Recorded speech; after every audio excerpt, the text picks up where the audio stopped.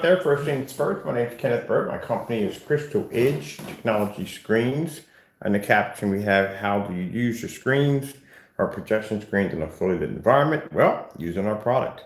At the end of the day, two things we specialize in is ambient light projection technology, and we also specialize in dark technology, which I feel is much more advanced than light gray screen paint products. As this wall was 144 inches of gray screen paint, my screen would wash out completely. I would not be picking up colors. I would not be picking up contrast. So let's keep in mind, if we have these same issues in a dark environment, I'm definitely going to have these same issues in here in the well-lit environment. So this is how I set up when I get up in the morning. As you can see, we change out our environments at will. We change out different projectors, just to show you at the end of the day that we can move about the house and not worry about anything washing out or fading out. So this right here is the multimedia wall where we run about 4 projectors over here. Yeah, we run the short throw projector seen over there on the shelf. We run a Sony VPO FH30. If it's not in here, it's usually in the next room. A Chrissy projector, which does portrait mode, but I'm going to be on my desktop today because, as I said before, for some reason they don't have portrait mode for Wix for my site, so I can't work on there without the portrait mode. Over here we have, well, actually I can work without portrait mode, but I'm more comfortable in portrait mode. Over here we have our Sony VPO FH36 for the floor, because I do have a projection, actually 3 screens to fire up. We're only going to have 2 on this one right now. All right, so what I'm going to be doing is I'm working on my PC over there, doing a little updating with the videos we shot last couple of days. I had to be early this morning to do videos for the dedicated section on the website, because we have different sections on the website where you can check out all our stuff. We have videos and pictures and stuff like that. I have actually have 3 or 4 Facebook fan pages showing off our technology. And we have one that specializes in just our ambient light rejection technology. At the end of the day, showing off all our cool stuff. All right, so let me get all my stuff over here. Put some of my older stuff downstairs so I can clean that up and get that ready. I'm still working on this room in here. Still doing some work in this room. And for me, I like to get up in the morning. I haven't made my tea yet. I like to get up in the morning and I like to look out my window. This is my work setting right here. So I like to get up in the morning, I do my curtains, watch a little TV over here, work on my PC over here, because like I said, anytime I have to work on the Wix site, I have to be in their landscape, because portrait does not work over here at all, period. And I'm not going back to a monitor ever. All right, so yeah, I used to have a monitor. I used to have a computer monitor in here, and I got rid of it and did the paint on the screen, which was much better, much bigger screen on top of that. But usually most people, when they're doing demonstrations, they are in what they call a so-called ambient environment. It's not really ambient lit at the end of the day at all, period, anyway, whatsoever. It's still dark, still dark. So that's not ambient lighting.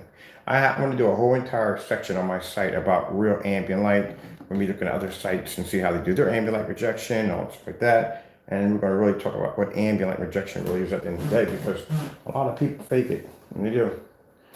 All right, so I'm going to bring this one down.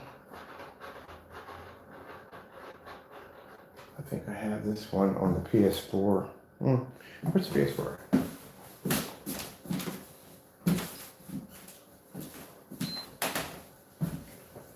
So when I get up in the morning, I go to my office.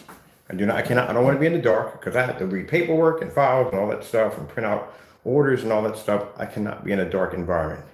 So it has to be well lit in this environment right here. Where is, I gotta have my windows open. As you can see, when I told you about, you can't have obstacles blocking your window. Right now, that security monitor is driving me nuts. We're talking about basically mounting it somewhere, but it's not gonna be there much longer. I like to have an open space where I can see everything outside my window. I don't like objects blocking the window at all. All right, which settings do we have for this one? This one is usually at 1610. And we was in the room yesterday with it. It's probably 16.9. Yep, definitely. All right. Let's see. That one. And we should be able to put that right in full. There we go. Let's make my screen a little bit bigger than what it was. And then expand it out. Boom. All right, I think I'm going to adjust this a little over. There we go, so we're fitting nice and flat against the wall. And just where I need to go at. Get that some. Bring it over. Surely when I activate the portrait mode, when I come off my website, and go back on YouTube, I can go in there and put my, going back to where it was.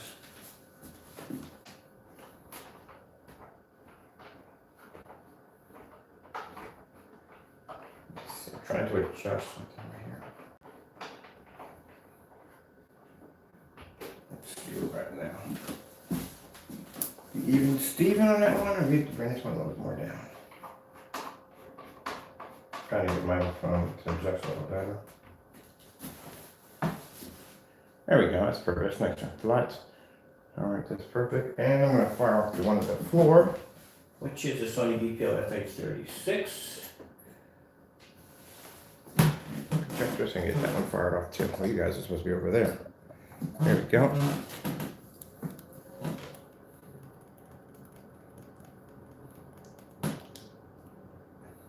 I'm telling you, before these ultra short throws and these projectors started coming out, like I said, you got to go back into your research. If you want to talk about projectors, you got to go back into your research when all this all started.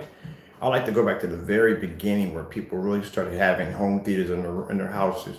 When they started going back to 35 millimeter film, slideshows, stuff like that.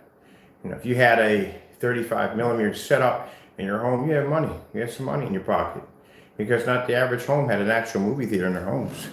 Even if it was a 1.1 pull-up screen, you know what I mean? You had a little money in your pocket. You had a little setup like that. Now those environments, they had no choice but to be in the dark. Much of a choice there.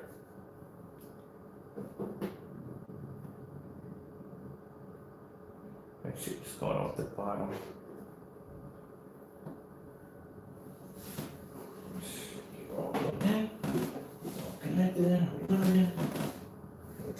Powers up. Unless we got the wrong remote control. The only thing I got the wrong remote control. Oh, I hate having these fire sticks sometimes. I really do.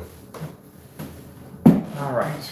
We may have the one in the basement mixed up with the one upstairs. I knew something told me to grab both remote controls before you go upstairs. You got it mixed up. What I need to do is I need to take the time to mark these bad boys of which is which. This is not the one for here. The one for here is downstairs in the basement. Good gee whiz Louise. Oh, in the basement. We got this spot. Why don't we both of them upstairs?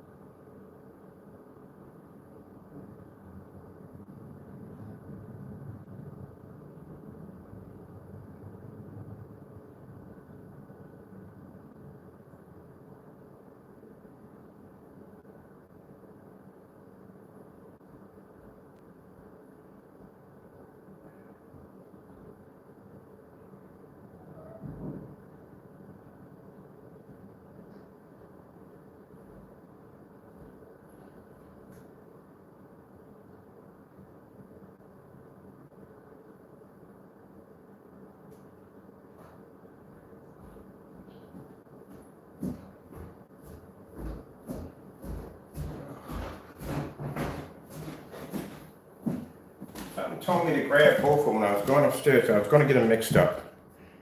Let's see, which one's which?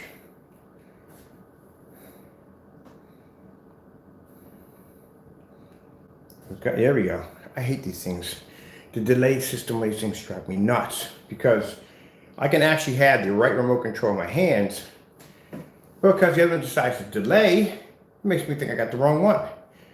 So I go all the way downstairs, all the way down to the basement, grab the other one, come way upstairs to find out that the entire time I actually had the right one in my hand. I'm gonna change my batteries out. Yes, I'm breathing a little heavy because, again, lung damage. So I haven't had my medication yet today. I was supposed to be taking my Symbicort when I got this morning, but I got to remind myself to start taking that stuff on a regular.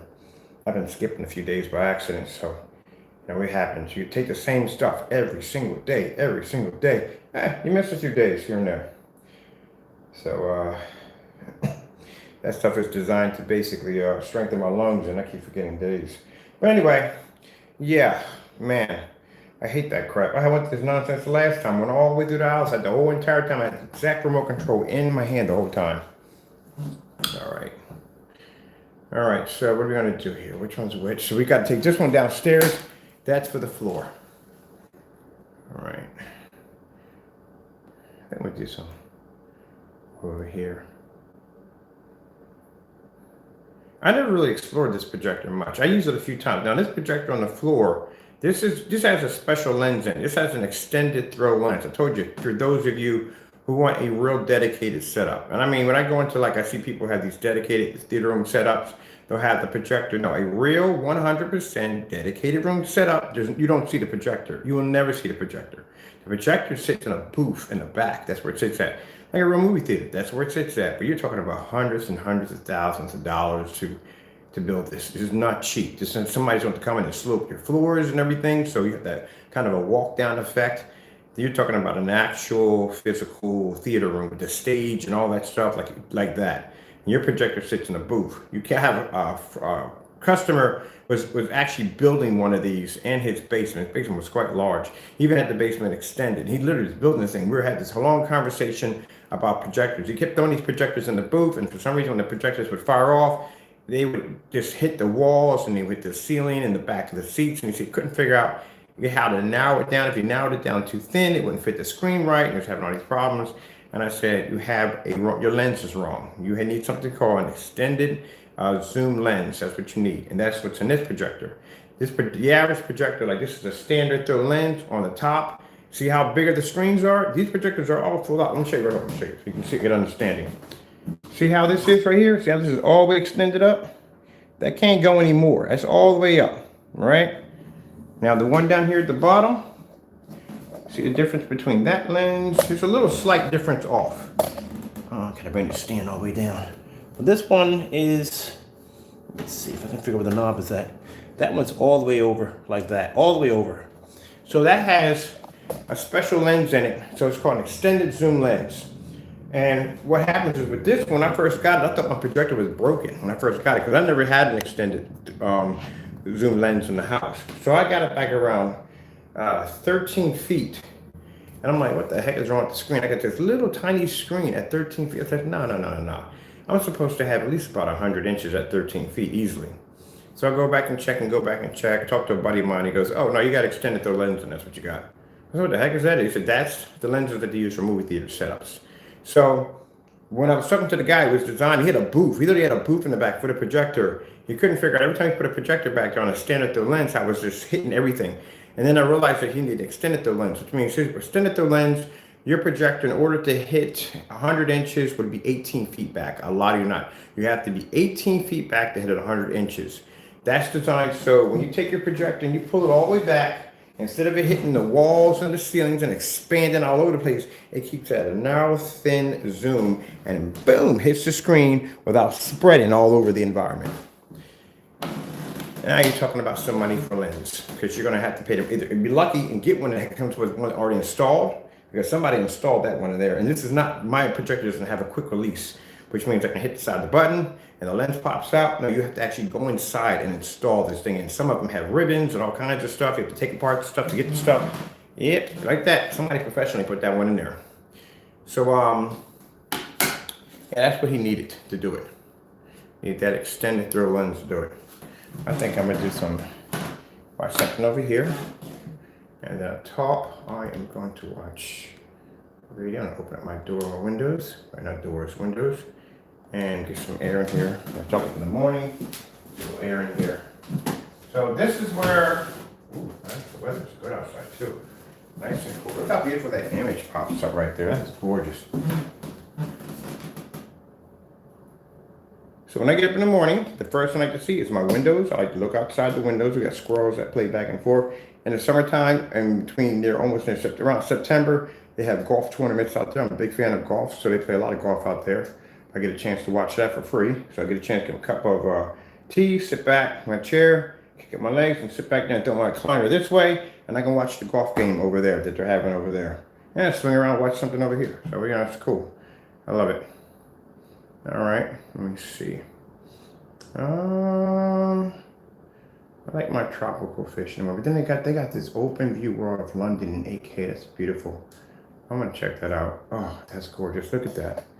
That's what I'm talking about.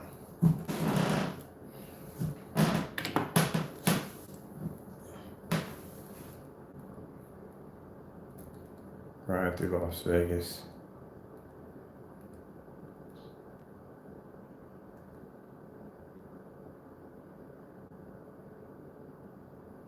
This is the way it's supposed to be. That's why I love going back and showing you different demonstrations in different environments. When a camera turns on, I don't want it to be in the same environment. And that's where I want it to be at. Every time this camera comes on, we're going to be in a different location, different environment, different ambient light, different projectors. That's the way you want to see it, because then it gives you an idea exactly what is going to work with our screen paint, what's not going to work with screen paint. Today I dug up the knockoff projector. Doing some demonstrations on that, because keep in mind, I've had a few people will contact us and ask us about using knockoff projectors, and no, we do not support them in any way whatsoever. Do not use them. Don't buy the screen paint with them. It will not work. I know you believe that it's going to work, but it's not going to work. Trust me. Before you go there, we have a list called fake projectors. Go in there. It's at the end of the page. You hit more. At the end of the page, it'll give you all the information you need. Do not use it with the screen paint. It will not work. We turn people down left and right. At the end of the day, I tell people I got bills to pay like everybody else. I'm not going to sell you something that's not going to work at the end of the day. It's not going to work. That's why somebody says, well, we support them. Hey, you're supporting scammers, because that's what they are. That's what knockoff projectors are at the end of the day. They're scammers.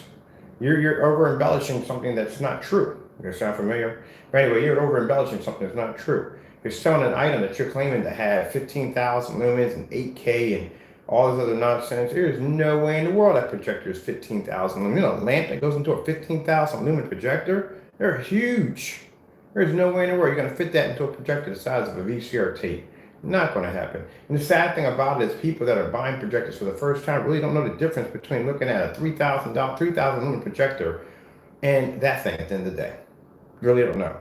They're attracted to that because of what they put on it. You know what I mean? You'll see a projector like the one I got downstairs, which is a 600 by 800 res. You know what I mean? It's a low projector. They'll bypass that in a minute. They'll go over and get that projector that has that 15,000 lumens and 8K and all this other crazy stuff attached to it. And they'll hook that up. And they really believe they're just seeing 15,000 lumens. You can't walk in front of 15,000 lumens. I've been conditioned for a while, for a long time, of walking in front of projectors and being hit with them. I've gotten kind of used to it, but you see my 15,000 lumens? Heck, I walked in front of 7, I got messed up. Yeah, you can't do that. That's something you got to avoid at all. There's no way in the world. There's no way in the world. You're talking about light rejection. All right. So keep in mind another one thing you got to look at for a simple. I'm just trying to just word this out better for you. If you're seeing a projector of 4,300 lumens hit the side of a gray screen and reflect light all over the place, what do you think 15,000 lumens is going to do if it hits a white screen or a gray screen? I told you the inside of your house is going to look like the equivalent of somebody chopped off the top of a lighthouse and stuck it in your living room. It is crazy bright. You remember on the Poltergeist where the house crumbled up in a ball and all that light was pushing out through every crack and corner? Yeah, that'll be your house. Somebody walking like, wow, Chicken's light bulbs are freaking insane. I can see freaking through its walls. Yeah, your house would be like that with 15,000 lumens. There's no way in the world. So that's the only reason why I don't support these, I call them scammer projectors, because that's what they are. They lie. Leisure is another one that lies. I've had them over here. They're garbage. Something called Valco or VQ or it's VANKOY. I think that's what it is. Garbage. Absolute garbage. Yeah, I've had just about all we can get our hands are garbage. The high-end ones aren't, they're still bad at the end of the day. They still don't work with our products. People say they spend $3,100, the Valve projector and all them. They pay $3,100 for a projector. At the end of the day, they think they're getting something. No, you're not even getting 4K. You're getting compressed 4K. How you pay $3,100 for a projector and you're not even getting real 100% native 4K? You're getting compressed. When there's actually native 4K projectors on the market. I can see if native 4K didn't exist, we don't have it, and it's nothing but compressed. All right, I can understand that. But there's actually native 4K projectors. So why do you have a compressed? Oh, because it does 150 inches. That was the selling point. You do know that. That's the selling point of the Vow and the WeMax, was the simple fact that you can do 150 inches. Technically, you can't do 150 inches if you're doing pixel shifting. You can't compress and decompress at the same time. It's not going to work that way. So you're talking about your image is basically your max out in your pixel count to be able to expand. Your max to be able to expand your image is 150. But this machine requires for the pixels to compress tighter together to give you a sharper and brighter image. So how are you going to basically expand to 150 if you're constantly compressing to get a sharper image? It doesn't work that way. Unless you got a pixel generator in there that's automatically generating pixels. And if that's the case, you would need pixel shifting to begin with, because you would have the pixels needed to make a native 4K. Ta-da! That's the conversation I had with the fellow who developed the unit. In the room, I had a conversation with the CEO in his room. Oh, we got to post that. I definitely got to post it on the website. We're definitely posting on the website the conversation I have with this fellow. But anyway, yeah, virtually, you're not even getting images in 4K. It's not happening. So we talking about, well, he finally broke down and said, well, it's native 4K. It's native 1080p. Then you just bought a overpriced 1080p projector when you could have got an Optima GT55 or Optima GT56. That would cost you anywhere in the range, because the projector's a little older, somewhere between $900 and $1,200. Compared to the $3,100 you spent on a projector that's supposed to trick your eyes and your brain to make you believe you're seeing 4K at the end of the day. No, that is trash. I'm sorry. That's why I've never seen any of those projectors on 150 inches. Never have seen one of them. 120 maybe. Most likely, most of them you will see on 100 inch. And every last one of them stuck in the dark. Not in this environment. Not going to happen. Not going to happen. Not in this environment. Too much light kicking off in here. But yeah, that whole thing right there is a bunch of nonsense. That's why I don't like the projectors. And then on top of that, people bought the WeMax, the customer support. You ever been? So I go to different forum sites. I'll pop in these forum sites and don't even have the equipment just to hear how people talk about this stuff that's in there. And the WeMax, man, it's the worst, because the customer support, whatever's going on with that, is really bad. People want to do is complain about parts. They complain about getting parts for this and broken remote controls and this ain't working and that ain't working. Yeah. And the P2 is a good projector, but you're going to pay I'm not going to tell you what I'm paying for mine. But anyway, at the end of the day, it has no lens shift. How in the world you got a projector that advanced that has my Sony downstairs on the floor at 720p has lens shift? I can actually move my screen from side to side and up and down. But for that kind of money, you have no lens shift. And lens shift is, well, I guess if you're off the shirt, though, I don't know why you would even need it to begin with. Like you're really going to mount it. At the end of the day, I never seen anybody mounting those things. So I don't even know why you even would. But anyway, yeah, no lens shift. I'm kind of spoiled. I like lens shift at the end of the day. I do like my lens shift. I was really, really blessed to get the projector downstairs, which was one of my big concerns on mounting that thing up on the ceiling, was no lens shift. You know how easy it is to mount a projector with lens shift? You can literally stick the freaking mount anywhere you want. It doesn't make a difference. You can adjust and move your screen around where you want it to go. You have to measure and line it, stick it to the wall, go over to your lens, lock it in place, you're done. I do it downstairs all the time. I bought my projector, zip, put it right back in place. I can put it back in place at 1 inch away from the actual screen. That perfect, because of the lens shift capability. But you can't do that if your projector doesn't have it to begin with. So the reason why I'm telling you, I love the Lord, how he directs me, how to do things.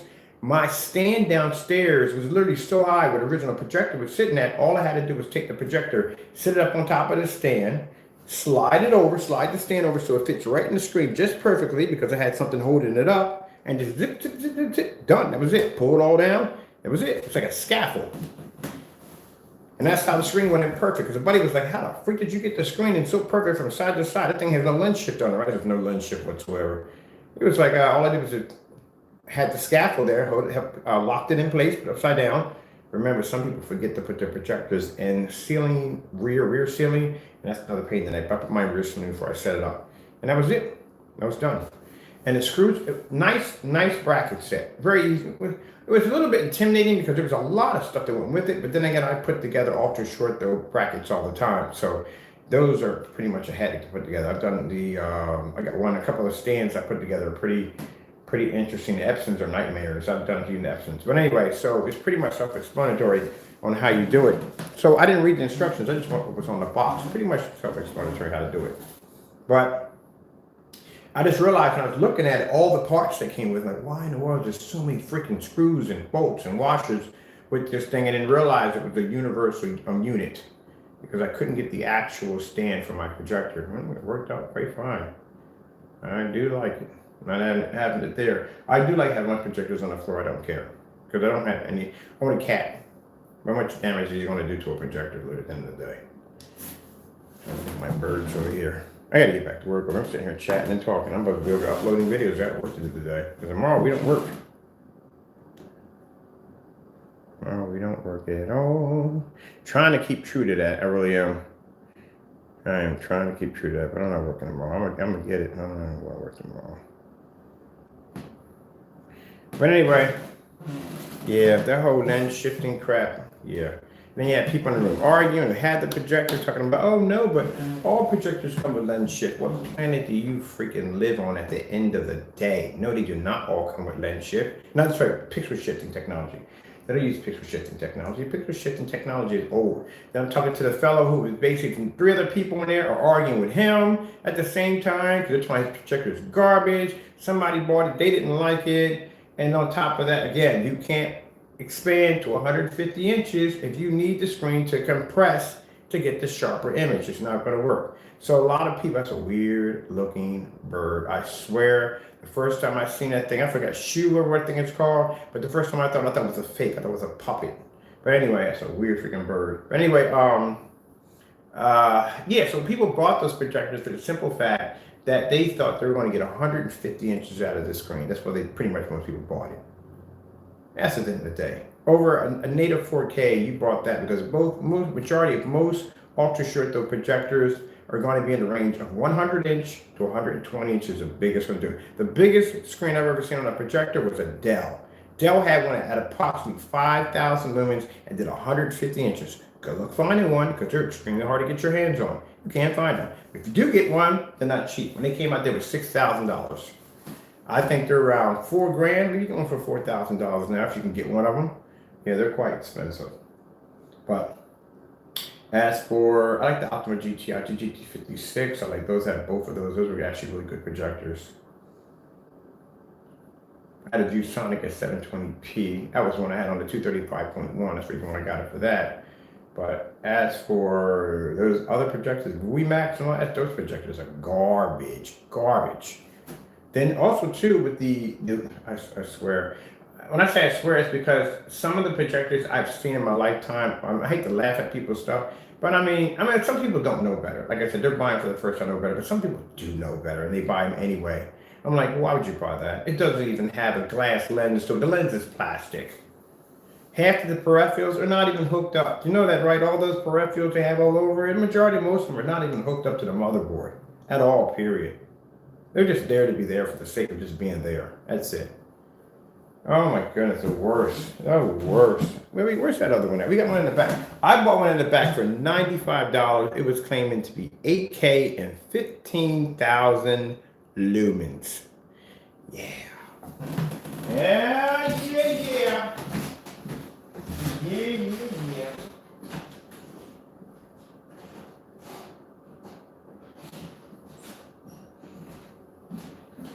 Well, it's got to do. Most people think it's got to do. It has to be to do a 1080p or 4K because it has HDMI. There's nothing to do with it. Nothing at all. Because you think that it has, look at that's plastic. That's a plastic lens. This is a projector I paid $95 for. This is supposed to be 15,000 lumens. It's supposed to be 8K right here. An 8K projector for $95. And I think because it has HDMI attached to it, that's doing full 1080p. No, it does 480p. That's what it does. That's the most you're going to get out of them. It's 480p. You may get 400 to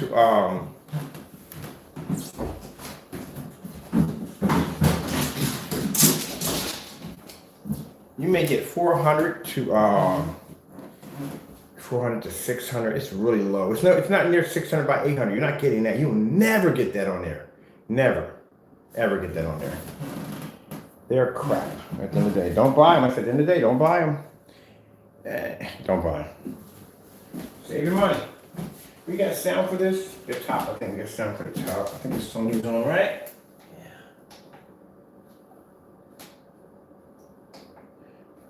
Now, truthfully and honestly, the gray screen paint will work on it. Oh, we're gonna do that. We definitely got to do that one. We have to. We got the screen set up, but we got to do it tonight. We got to do it tonight. We got to bring out the knockout projector. All right. So we got the knockout projector already out. They will work on a gray screen.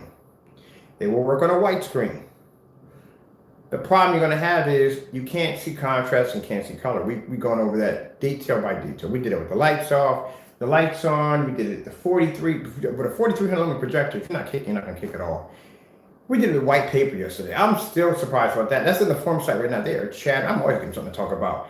They're talking about that white printing paper. That printing paper I have over here. You want to see my printing paper I use that matched the gray screens? Usually, and they're doing demonstrations, and I go back and watch those people's demonstrations.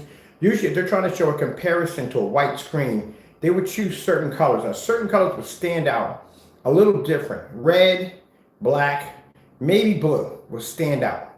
Mostly it would be red and black would have that issue. You would see a difference between the two. But it's not much. It's not a huge, massive jump at the end of the day. It's something like a little hiccup or a little bump in the road. That's what it is.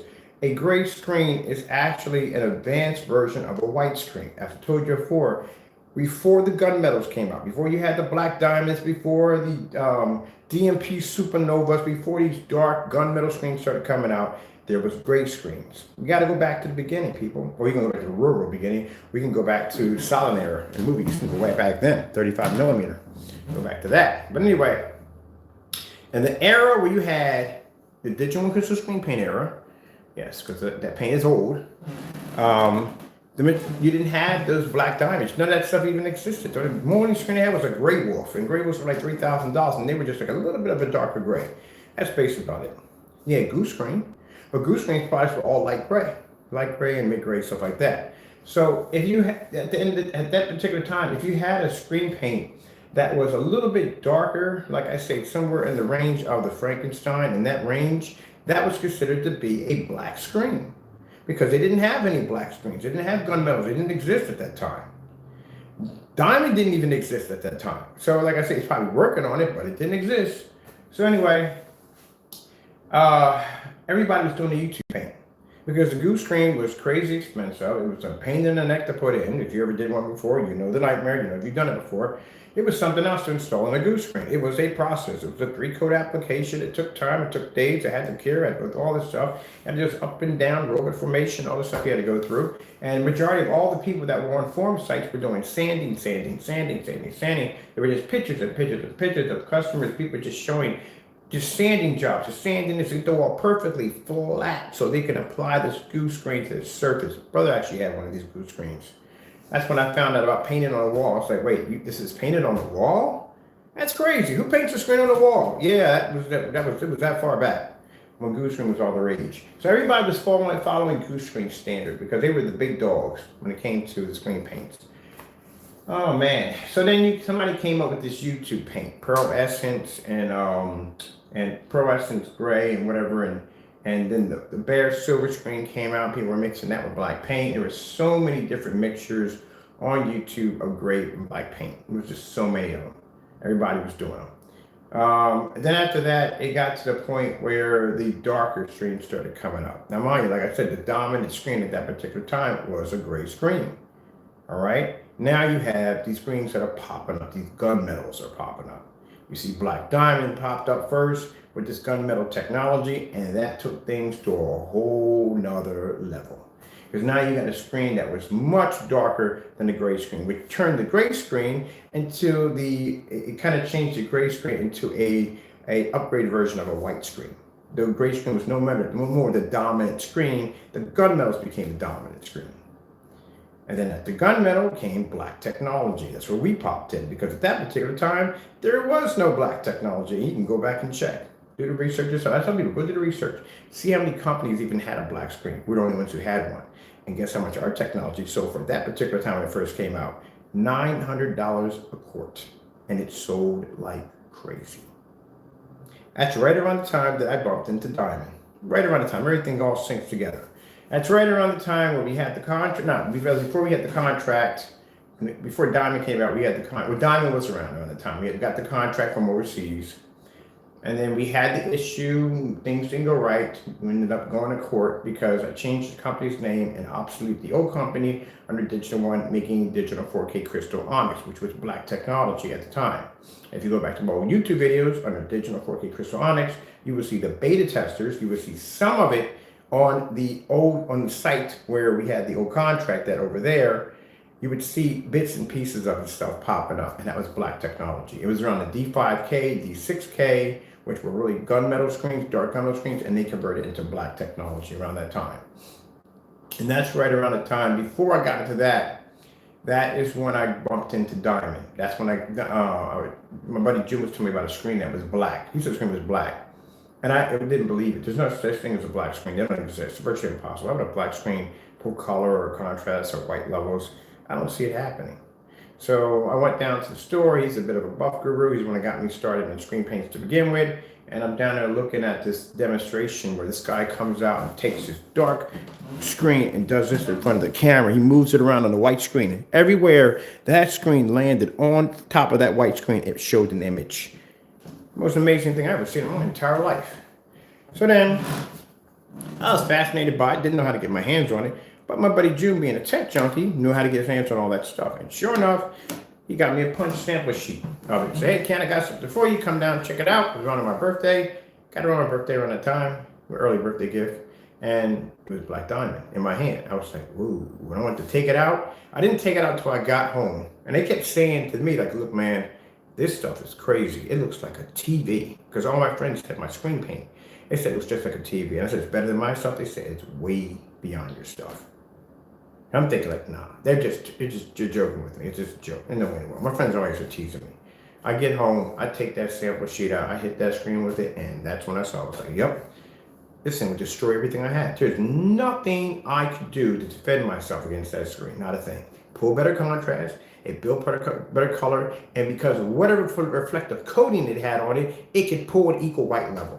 Couldn't beat it. So I thought to myself, two things could have happened in that situation on that day. I could have sat there and said, I could go on and hate this technology for the next 12 years, or I can try to develop a technology that would be equal or better. And since looking at the screen, noticing that it wasn't black, it was a dark gray, my version was going to be black. And voila, that's where our technology came up. That's why I said diamond had something to do with the changing of how we saw things. Because like I said, I used to be, I don't want to say his name, but I used to be Jamie. I used to be, when I used to look at the gray screens, I thought I was seeing contrast, I thought I was seeing color, I thought I was seeing all these things. I was convinced that this product was, it was number one, it was making the money, but I was convinced that this was top technology on the market. Until that diamond sample sheet came in and showed me that, no, this will destroy your stuff in no time at all. This is the technology, this is the future. So you got two choices when it comes to technology. You roll with it, or you get crushed by it. I chose to roll with it. So that's what I did with my time. I spent my 12 years in there working hard. No, before 12 years, a little more later than that. Not actually 12 years, but some time in there, developing, testing, developing, testing, developing, testing, to get a screen that was black that could produce white levels. And it happened one day. All that testing, all that work, mistakes, going back to the drawing board, mistakes, going back to the drawing board, going from my friends, like, what do you think? They were like, no, screen's coming out purple. Screen's coming out blue, it's not matching, this is wrong, that's wrong. I hated the criticism, I couldn't stand it. But I had to go back and I had to use what they were telling me and go back and keep working. And one day, praying on this, asking the Lord how to do this, and it happened. One of my first videos that popped up, it was, I forgot, Angela Lee, she did the one where she was the whole witch show. I forgot the name was, but I did the demonstration of that. Unfortunately, I had to delete the video due to the fact that it was on a movie and it was copyrighted and maybe deleted. But anyway, I was able to develop and make it. And we did it. We had the black technology. We had something that diamond couldn't achieve. We had an actual black screen. And when we posted it, I was kind of curious. It was a joke. I thought maybe, no one's going to pay $900 for this. Of course, that's insane. They paid it. I never forget. I was out with my ex. I was at a restaurant eating, and my PayPal notification went off, and it was $900. Instead of $900, like, what the world? Because I didn't think I was going to pay $900 for it. And somebody overseas bought $900 worth of that paint. And then after we left out of there, little chains kept going up, like ding, ding, ding. I'm like, what the freak is going on? And my account was jumping. Got back in the house, I had about at least about a couple $1,000 easy in my account. But that was the first stage of that technology. It still wasn't perfect yet. I mean, it was getting there, but it wasn't perfect. It takes years to develop black technology, years to do it. They get a screen that is black to be able to produce white levels, just equal to white. I mean, you seen that demonstration yesterday? Did you see that demonstration yesterday? When that black screen came down, I had white paper laying against it. I had white paper laying against the gray screen. The gray screen blended into the white paper, where the black screen overshadowed it. It takes years to be able to do that. Years and a lot of prayer, a ton of prayer, a ton of faith to do it. It takes time. So that's where we ended up with black technology. And now, even better than that, now we got these 4 elements that God bless us to have that allow us to be able to drop. We can design a base. We design a base of whatever form that we want.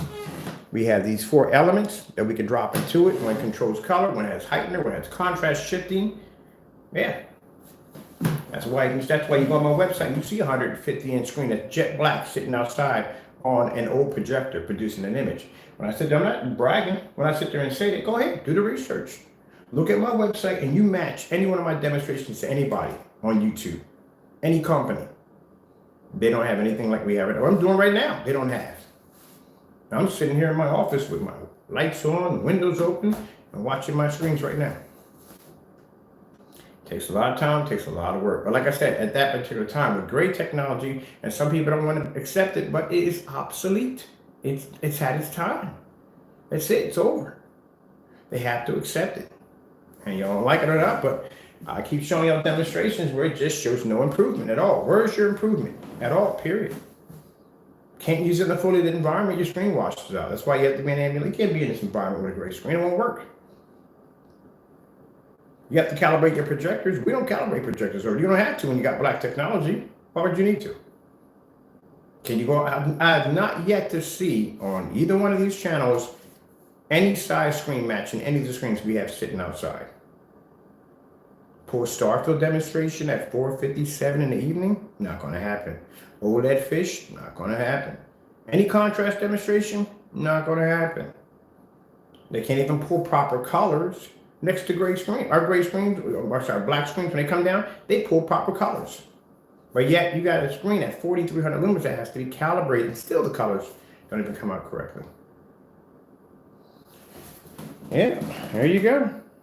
It is what it is. It's an outdated product. If it matches the digital crystal screen paint product, it's an outdated product. And we got more than one selection of gray screens up there, and they're all reacting the same way. And how come this app part's not on? Let me see if I got my song right here. Oh, it's in Bluetooth. Why is it over Bluetooth? Why is he doing that? I'm just gonna go pop over here in Bluetooth. Yeah, it's outdated, man. That's what it comes down to. It's outdated. I know some people want to believe that it's outdated. If you even look at elite screens, category screens, any category of any company, the gray screen is not considered to be the flagship. Flagship screens are dark. They're outdated. Even if you go to like ABS Forms, you want to be technical, go to ABS Forms and ask them what's the best screen to produce on HD, or 1080p, or 4K. I guarantee they won't say gray. I guarantee they won't say, oh, you got to have a dark gray screen for that. It's outdated. Now, for those of you who don't believe it's outdated, we're going to do it on a big scale this summer. We got big screens going in the backyard, 200-inch, it's going to be like 150s, 180s, 250-inch screens going in the backyard. This is all black technology going in the backyard. We can put a challenge in for a solid month for anyone with a gray screen to match our technology, our size, our screen, our distance, and everything that screen is going to be to pull off, which means white levels, colors, and contrast, which means you'll have to pull a star field at 250 outside at 4:57, around under about 4 o'clock. Yeah, about 4 o'clock. You have to do it. You know that's not going to happen. If you can't see contrast, then how are you getting a complete screen? So a complete screen involves white levels, color, and contrast. If it doesn't involve contrast, then it's not a complete screen. Something's missing there. And after us in that white paper, we got to do some more research now. I got a 2.0 a white screen and downstairs in the shop behind the acoustic. I'm definitely going to be taking that acoustic down so we can do some demonstrations on that versus those great products. Huge eye opener, people. I am going to upload. You guys can watch whatever you want. Let's see. I'm going to get you guys over here because I'm going to be sitting over there. Yeah, it's outdated, people. It's outdated. Yes, it is. Sure you can see all the light on this side. There you go.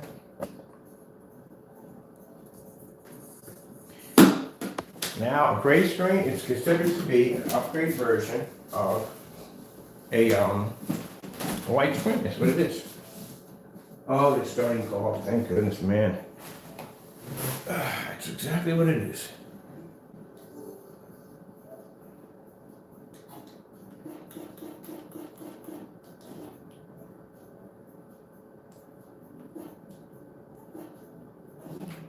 Now, we're going to be doing some demonstrations on dark gray mixes. The reason why is because you got some people out there feel that if they take some white paint, a lot of black paint into it, they'll be able to pick up contrast levels, but your white levels are going to come out really, really bad. I mean, really, really bad. Now, you see when we do our demonstrations, we take white sheets of paper and we stick that against our screen, white certified screens, all that stuff to show the difference, you know what I mean? How our screens can blend into gray screens. You have to be able to do that with your product. And pray that it does not come out dirty. And then after you do it at the 5,000, you got to drop it down to 1,000 and a max and still pull the image off. Then you got to drop it back at 22 feet and still pull the image off. It's easy. All right, so we got the birds over there chilling. We got the fish at the bottom chilling. Everybody's good to go. All right, I'm going to go over here and update my second one of the videos because I have more videos to load on. And look out my window. He has a nice Harley Davidson. We got a Mrs. and Mrs. Smith in the neighborhood. They're both bounty hunters. They both drive Harleys. We ride Harleys. It's cool as I know what. I met him. I didn't meet her yet, but I met him. He actually came in my backyard and did some work. We went up the weeds and stuff like that. My backyard was out of control, and he helped out back there. Yeah, that's how I met him. He was a bounty hunter. He's a cool dude. Him and his wife. I said, how do y'all get into that field? Like, how do y'all both? I mean, did y'all meet like that? They actually met. They met on a job. But I thought that was pretty cool. They ended up liking each other and they got married. That's pretty cool. And they drive Harley Davidson. You'll see his out there most of the time. Like a chill come up from time to time.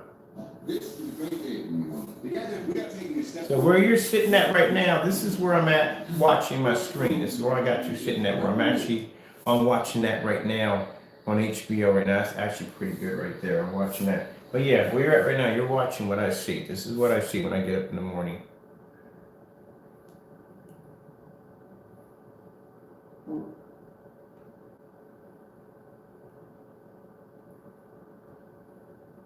But look at Paris.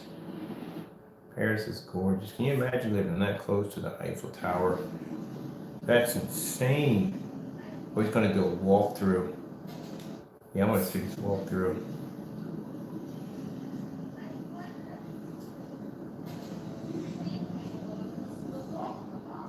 Can you imagine that? That's crazy. I mean, this is something that you see in books and photographs, but can you imagine living that close? You move to Paris and you actually live that close. I'd be kind of terrified, you know why? Because at the end of the day, it's a monument. Well, I don't think they got anybody living that close to the monument at the end of the day, when you think about it, because the security checkpoints and everything you would have to go through.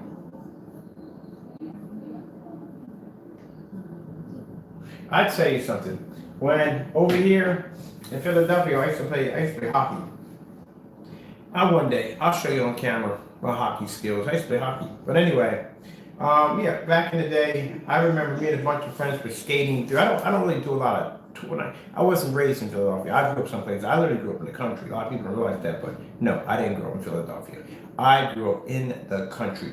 I told you how my father and mother, basically, my mother grew up in a way where people, they didn't go to supermarkets. They would hunt and grow everything. Rarely they would go to the supermarket to get something special, but most of the time they hunted and they grew everything. I remember when I was a kid going over to my grandfather's house, and I remember in those fishing boats, he would have swordfish and all kinds of stuff they had caught for the day. They did deep sea fishing, they hunted, did all kinds of stuff. And my father used to hunt too, he's a hunter. So anyway,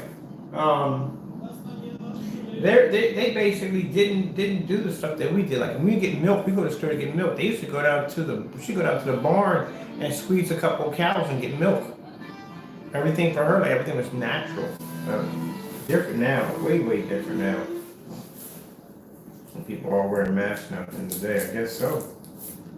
If you knew what was coming, you'd be out there wearing a mask too. We're not going to talk about that today. There's some interesting things that pop up. I told you I got a family from the military. A lot of military. Yeah. Leave it at that. I don't want to freak anybody out. Things are things. But anyway, that's amazing right there.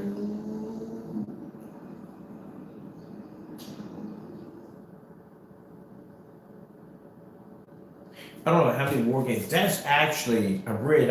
It's funny how you play a lot of video games, especially games involving war, again, war-torn cities, and you'll walk and you'll see something like, yeah, I've been there before. That video game. Wow, that's amazing. Look at that.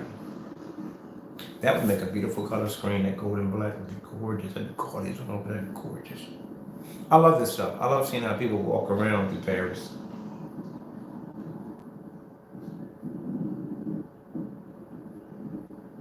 Oh, come on, don't switch over. We're just getting into this.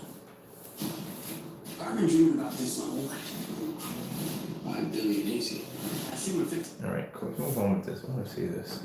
This is what I like to watch. That's a famous scene right there. That was a famous scene for, oh my goodness, what movie was it? Who Am I? Was it Who Am I? I think I forget it was. But I know it was Jet Li. It was a martial arts scene right there on top of those boats that they were fighting. And duck would jack you up at the end of the day. All that stuff was used in movies.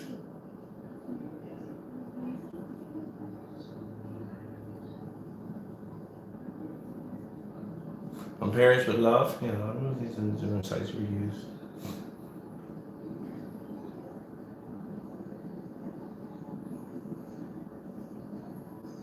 I used to love doing this in VR. So in VR, the guy would have a camera on. He would do the walkthrough with the VR glasses with the camera. You could throw on the glasses. You could do the walkthrough. Oh, there's the Ferris wheel in G.I. Joe. Good it up Independence Day. Oh my goodness! What did they blow up? What did they blow up? They blow up everything. New York City, man, they blow up everything in New York City when they do movies. Everything. Armageddon, they level everything. It's pretty cool. Alright, we don't need to be in here. We need to be over here, Bert. We need to get this done. Alright, we got dedicated screens right here. We're gonna change the video for this one. And get this one done over here. Like I said, I would rather be on my computer doing this, but unfortunately, Wix does not have a portrait mode for, and I can't work on anything else but portrait mode. I've gotten kind of used to it. I like it. But unfortunately, I have to go back to this. I'd rather be on that over there than be on this over here. It's a bigger screen.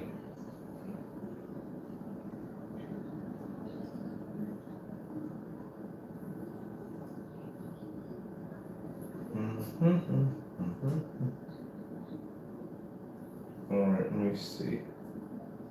We need to go to, where's one we just did? We did one for dedicated. Which one was the dedicated last time? Oh, the splash over. The splash over, that's what it was. I've been talking about this quite some time on how,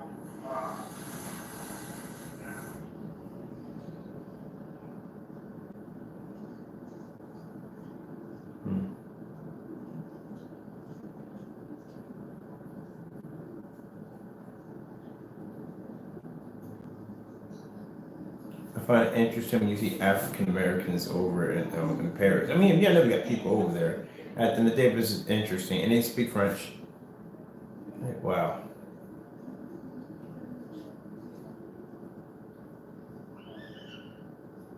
It's kind of cool when you see your own race someplace else and they speak a totally different language. I got friends of mine over in Germany. They speak German.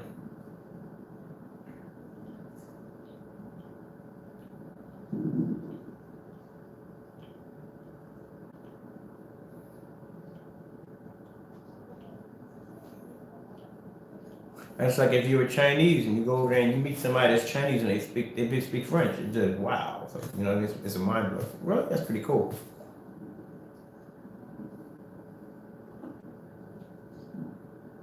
Like my buddy June worked in a sneaker shop for around a couple of years, or a couple of years. He speaks actually fluent Korean. He speaks it, and his boss speaks Spanish, which is a hilarious thing I've ever seen in my entire life. They speak Spanish, hanging around with each other for about so many years. They picked up each other's languages. He speaks Spanish, and because when we have customers that come in, and some of them don't speak English, he talks to them. I was like, wow, when did Park learn Spanish? He picked it up being around June, and I guess they started teaching each other back and forth.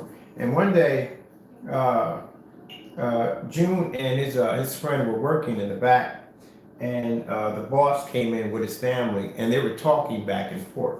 And I guess they said something. They didn't say anything mean, but they said something about June. And June turned around and looked at them and said, "Yeah, we stacked in the boxes in the back, and we're just waiting for inventory to come through." And they just all had this look on their face like, "Oh shoot, he can understand everything we're saying. He can understand what they're saying." And he started speaking to him. They started going over to him, started having a conversation with them. They love that stuff. It's respect level. I don't know what is like a respect level, but it was interesting. So Park started laughing and said, "Now we got to be careful what we say around you because you can understand what we're saying." But a few times, June was talking in Spanish, and Park came over to him, bumped him a little bit, started smiling at him.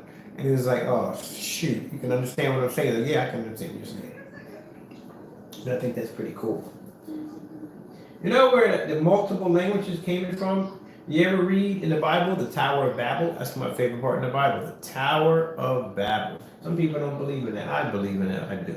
But anyway, it's a real. I love it because it talks about how man all spoke one language at one point. We all spoke one language, and man decided to all get together and build this tower to heaven. They're literally constructing a tower to heaven. They're building it.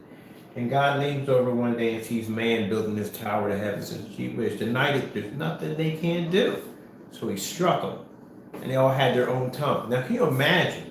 You on this tower with your brothers and sisters and whatever, and all of a sudden they're speaking a completely different language. You don't even understand what the words they're saying. But I guess everybody within their own categories could understand what they were saying. I don't think God would have basically struck brother and sister and separated them like that. I think bottom line is he would have struck family members that would have had their own tongue that could talk to each other. But can you imagine just sitting there and the guy you were just speaking to a few minutes ago is speaking French and they're speaking Japanese and Chinese and so on, all these different languages. And everybody went to their own regions, and that's how it is, you know. But it's interesting how people will sit there and just deny that. They were like, "No, that never happened." They believe in it. I met people, I've been in rooms with people with evolution and all that stuff. I'm always curious what they're chattering about. The Big Bang Theory thing exploded. Okay, I'm interested. So the Big Bang Theory, the world just exploded. That's what you're saying. So basically, evolution means constant change, constant evolving, constant change. So how come a cat's still a cat, a dog's still a dog, a giraffe is a giraffe, a bear is a bear? But you're saying down in time, they changed at one point. So they just stopped at one point. Doesn't evolution mean constant change, constant evolving? So what happened? They just stopped for no reason at all. That's like when somebody sits there and says, "Well, yeah, it just exploded." Man, then that's the case. If things were created through a huge explosion, and you would be hearing explosions going off every 5 minutes because something would always be blasted into existence. No, no, no, no, no, no, no. If people understand that, when people understand that man was made in the image of God at the end of the day, you have to understand that. God has the ability to think it, make it, and create it. So does man. Just like the stuff you're seeing right now. I had to think it, I had to create it, and therefore there it is. It didn't explode onto my screen. I didn't come up here and one day I'm sitting in the screen paint. No, it had to be thought. Oh wow, their driving skills are really good, and that was extremely dangerous at the end of the day. I just watched somebody pull a backwards through that whole entire curve. Somebody came around, they'd been done. But anyway, they can't be from the neighborhood because if they were from the neighborhood, they wouldn't have done that one. It can't be from the neighborhood. Oh, yeah, we know. People who drive a certain way down this road, you know that. If you have a particular road that you know that's dangerous, and you've seen car accidents on it on a daily, a person who lives in the neighborhood, they know. So you know how they drive down that road. But a person who doesn't know the neighborhood would do the dumbest thing you've ever seen in your entire life, and you'll know, oh, they're not from this neighborhood. I just watched somebody do a backwards turn all the way around up that road, and that is an area where we have trucks that come down that road on a given day. They would have got torn up. So they're not from around here. But anyway, yeah. The whole theory of something exploding, therefore it is. Sure. Yeah, that really happened. World just exploded, and that's everything happened. Sure. That's like when you go to the museum. How come they have fossils of dinosaurs, but there's no fossils of cavemen? So let me get this straight. You got all these fossils up here, all these different dinosaurs, but when it comes to the cavemen, you have mannequins. Where is the actual caveman? The fossils of the caveman? There is none, because there was no such thing as cavemen to begin with. At all, there wasn't. I mean, everybody, like I said, has a wish opinion, but that's what I believe in. Where are the fossils? They dug up after the earth looking for these fossils of all these different animals. Where is the caveman at? Every museum that you go into does not have a fossil of a caveman. It basically has a mannequin. Yeah, never know.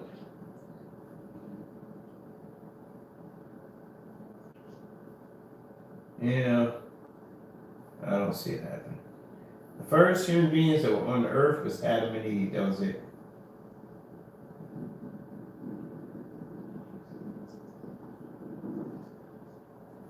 Because it says it right there in the Bible that God took the rib of man and made woman. If you notice that man has one less rib than woman. Figure that one out. Yes, you do. That's why I see an argument with my ex. I said, give me back my rib. Because God put me to sleep, took my rib, and made the woman. Woman, you get that? Yeah, man has one less rib than a woman.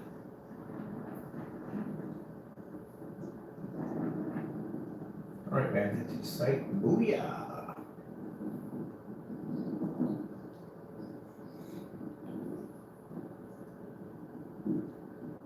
Oh, that's beautiful, man. All that.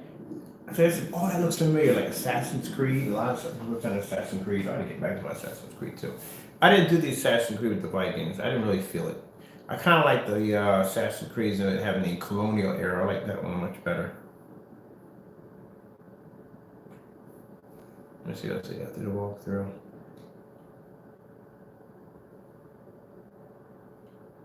Oh, Canada.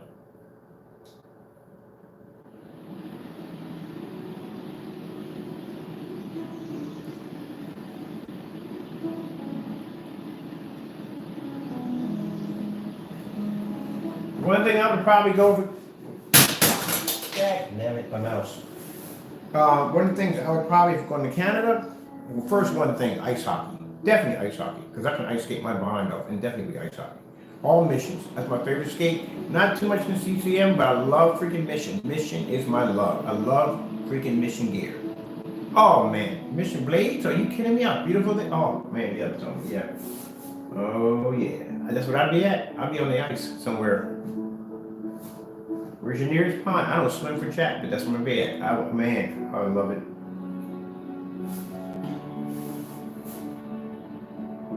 And I would sightsee and everything else, but first thing, yeah, I'm going to play some hockey.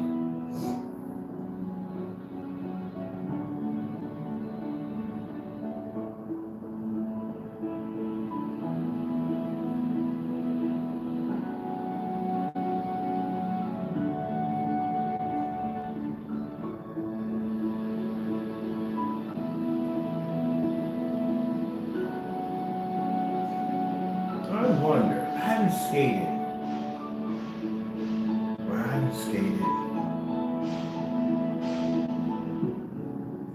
And maybe almost as long as 10 years. I wonder if I still got them. I'm gonna buy me a pair of mission rollerblades. I'm gonna go for a skate. I mean, I figured sooner or later I gotta get out of this agoraphobic craziness anyway. What better yet to go buy me some rollerblades and go take off. Maybe my lungs are strong enough now. At one point my lungs were so bad I couldn't do this. I couldn't do all of this in the morning when I got up. But yeah, I'm gonna go for a skate. Don't wanna go pro, go for a skate. Go skate around.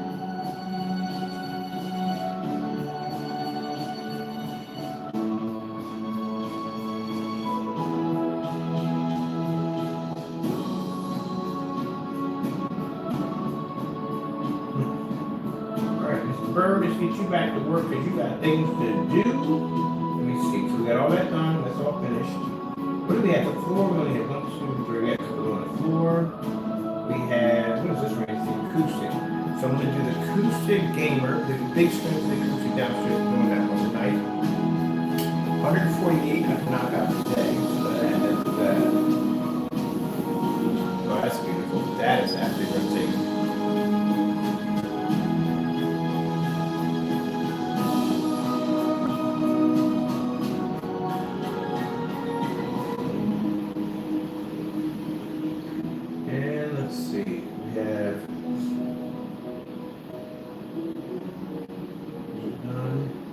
We don't have pictures for, okay, well, we have these already, don't we?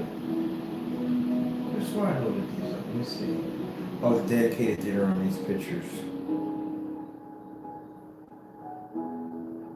Yeah, it does. It does need pictures for it. Okay, we'll do that. This is one. Paint on AR screens. We have to do,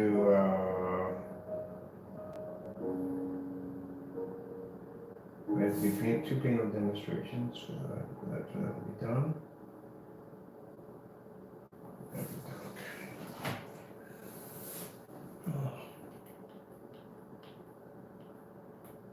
Singapore, so there. Okay, black versus gray. All right. And these videos, all the videos are done. These are the paint on demonstrations.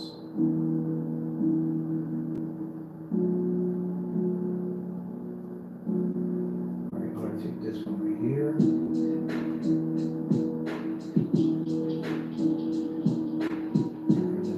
Change this out.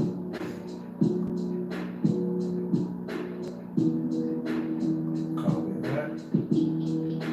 And come here. And let's bring this one. Okay, paint. Put it here.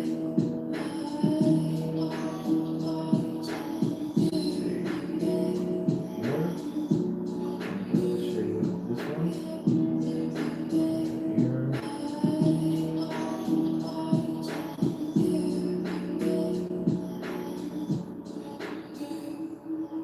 Be nice. Well, that's not necessary. Take this out. Put this over here, right here. Okay, that's perfect. Move it up. Alright, and this one right here. Change video.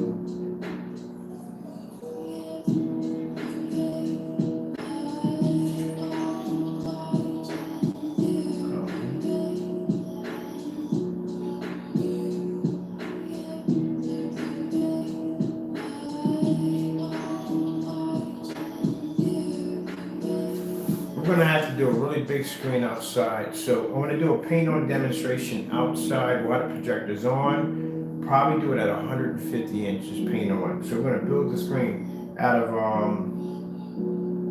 plywood.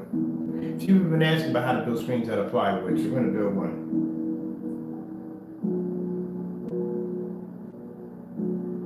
So everything in the backyard we're designing has to be portable. So the portrait screen we're building, the gamer portrait screen we're building, that's a 180 inch screen. It's going to be quite tall. It's only about 8 or 9 feet tall. If I can get it at 10 feet would be nice, but I'm pretty much going to make it probably at 8. It's going to actually collapse in the middle. Everything we have is going to be taken apart by it's going to be screws and bolts to take it apart. Lay it in the corner and set the other one up, like a corner ride.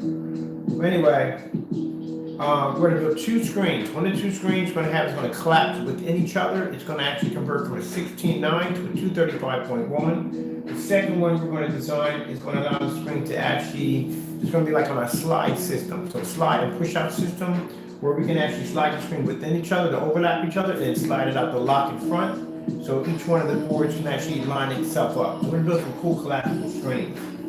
Esther, this is for people if you don't have a lot of room in your backyard, but you want to put a huge screen in there. Maybe you got a garden back there, or you got something back there, you want a giant screen back there. Something you can just open up, it'll expand, and then put it back together. I can show you how to make collapsible screens by using just spandex material, invisible coating, and stuff like that. On how to do different screens. Now, lessons to be learned if you ever want to put a screen under your deck, make sure that it's mesh. Because I did a screen, had it under my deck where I could swing it down and do videos off of it. But when it rained, that particular area filled up with water. I don't want to hook it, I got a bath. So, yeah. Just want to make sure you make it out of mesh. Certain areas are good for mesh. That's what we have to build downstairs. The wrap around the screen for the deck, it's going to have a scaffold that goes around so the screen will fit evenly.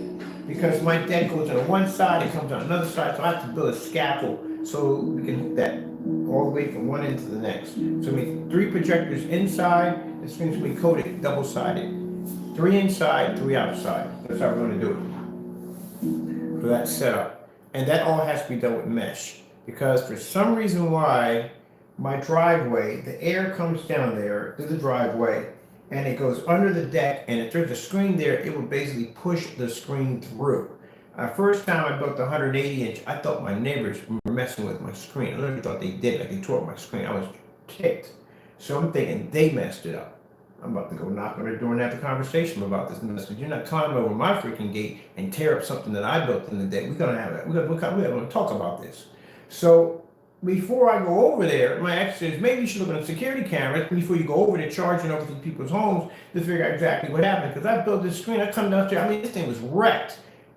The whole entire screen from one section was completely ripped off the whole entire frame, and it was pushed all the way over. Like, look, 3 people just came and ripped my screen up. And it couldn't have been on this side. It's a golf course. The right mind's gonna come for the golf course. No one's gonna walk down my driveway because I'm definitely gonna see you walking down my driveway. You're definitely going to get hit right there, so that's not a problem. It had to be the closest point where someone can jump over the gate and do that kind of damage that fast, that quick, would have to be next door. So I'm thinking these people climbed over my gate, because in this neighborhood, they get a little bougie when it comes to having something better than them in their backyard. They do, but they don't, I mean, I'm first time moving down here, so I don't know these people that well. So I'm thinking these people got jealous, jumped over my gate, tore up my gate. So I'm going next door to have a conversation about this problem to get this situation straightened out real quick. Chances are, I'm going to be honest here, cops would have definitely got involved in this one, because somebody was definitely going to get struck at the end of the day. All that work I put into that, screws I dropped, and the work I put in, and somebody tore my stuff up, yeah, someone's going to get knocked out for this mess. So as I'm getting ready to go over there, she says, check the camera. Sure enough, I see it. I actually saw it happen. I saw the wind come down, the camera caught it, when it hit the screen, boom, it ripped the whole screen up threw it to one side. I'm like, oh shoot.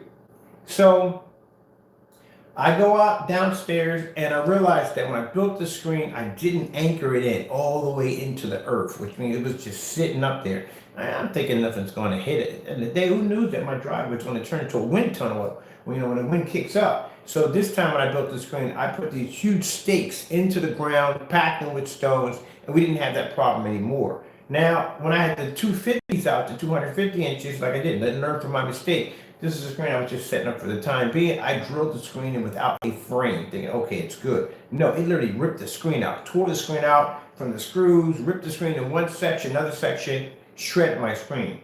So since now I can put something down there, but at the end of the day, like I said, if I make a sturdy enough object and I put it down there, it literally sounds like the house is being hit by a freaking cannon. Because when it's hitting, going boom, boom, boom, and it's making its noise, it's rattling the house. This time we're going to do it out of micro mesh. Micro mesh will allow air to flow cleanly right through the screen with no problem whatsoever, and I can pick up an image off it with no problem at all. So that's what we're going to be doing. And it's so much cheaper and easier to do. Because when you do a screen when you paint a screen in, it's not hard to paint. Well, It depends on how you want to go about doing it. The 180-inch was quite a large screen to do in the basement. I had to remove everything on the basement. Now with my basement being the way it is, I'm not moving anything out of it. And I don't want to paint outside because if any leaves or anything land on it, wind, any dirt, it's going to mess my screen up.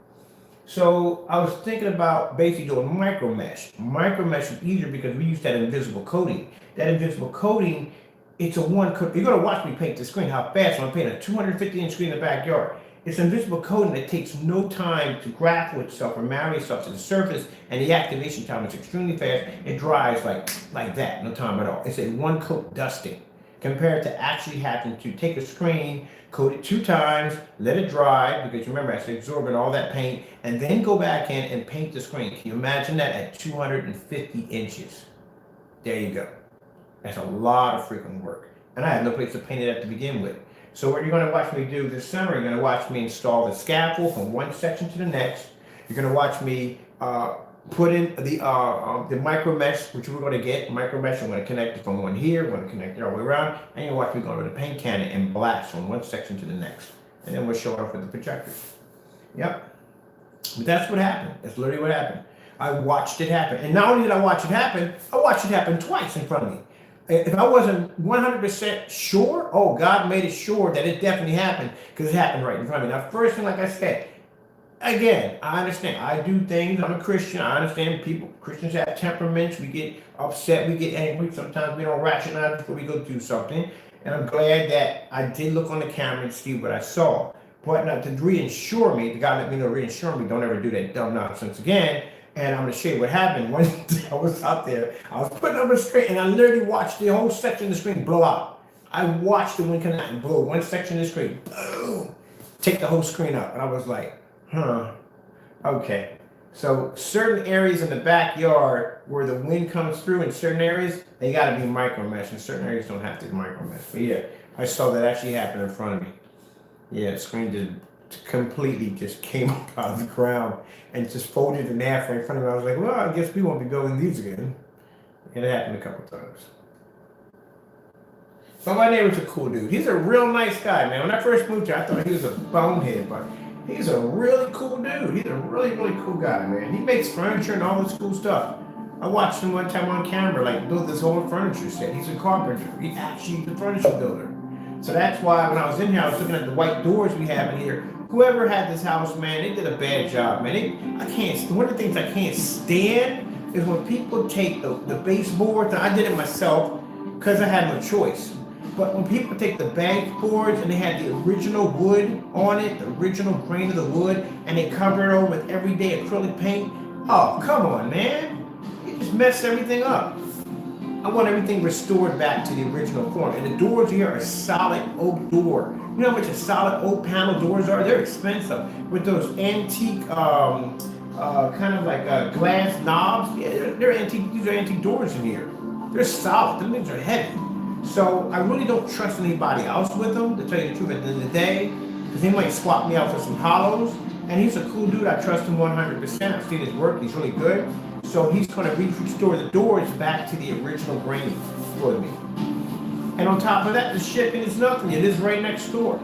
So I started checking around the neighborhood to figure out who else got skills that I can barter with in the day. Because he wants a projection screen for his back there, like I got set up in the front. He wants something inflatable they can take down. He wants that black technology we got out in the back. I said, okay, make a little deal here. Got 6 doors in the house. I know you do that kind of work. All I want you to do is just basically just go in and restore the doors. That's it. I'm not to pay him some money, a little money, because at the end of the day, that's a very expensive job to do. So I'm going to pay him a little money on that one. The guy over here on this side, he works with cement. He does all that masonry work and all that stuff. Yeah, he did his whole driveway from here to there and all kinds of stuff. And I watched him do that. And then I had a little conversation with him. I said, well, look, my driveway needs to be redone and the back needs to be done. Maybe we can work out a deal. And the guy was like, you got to do some projection screens. Like, that'll be me. Everybody out here's got big backyards out here, nice setups, but the screens look like crap. And when they watched that black screen go up my driveway, it caught a lot of attention. So I can use my screen, make things done. Save me a little coin at the end of the day. And I need my driveway done. What are we putting here? I'm taking this out. Yeah. Guys, over here is an amazing barbecue chef. Amazing barbecue chef. Oh my goodness. Only few people I've actually eaten their food and cried from. Few people I've actually gone to a restaurant and their food broke down in tears. That food was freaking amazing. Oh my goodness. That's when you know you got that. When you break down the cry in the restaurant, you know the food is good. When you give out one of them Chris Brown ugly cries, and you about to, oh, you know it's really, really good. Like, whatever he's eating, I want it. Man, that was good barbecue. He makes his own barbecue sauce. I love barbecue sauce. I love it. Not like on the level like most people like. Some people get stingy with their barbecue sauce. They take that little brush out and they brush a little bit on it, be all thin. No, no, no, no, no, no, no. I like Sweet Baby Ray's. That's my favorite of all times when it comes to barbecue sauce. That anyone that'll be my barbecue sauce. Anytime we used to go to a family get together, everybody knows that I like my chicken swimming in barbecue sauce, which means I don't want you dusting it on. I want you to when you barbecue it, you brush on your barbecue, but when you get done with that, you take a pot out and you fill that up with barbecue sauce. You think I'm joking? You fill it with barbecue sauce and you take my chicken and you submerge it in that. You cook it in that. That's how I like my barbecue chicken.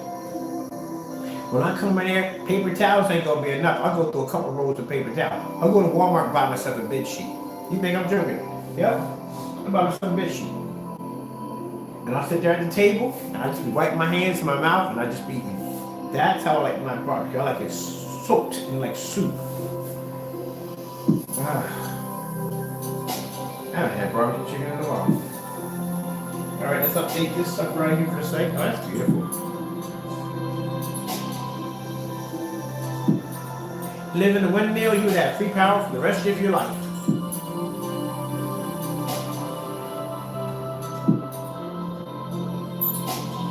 I think this that's why we're gonna do a little experimenting in here. This room right here, I want to make this battery powered. Because you see, like on this side, the sun comes right up over here and hits the side of the house. Perfect. So I want to get some of those battery units with those portable solar panels and drop them right down the side of the house. Come to the windows, drop them to the side of the house. So that way we can charge the room up and see how much power we can get off one of these bad boys to be able to go in and charge the entire room from just solar power only. I'm gonna do a couple of rooms like that for you. Very ready. Alright, this one's done.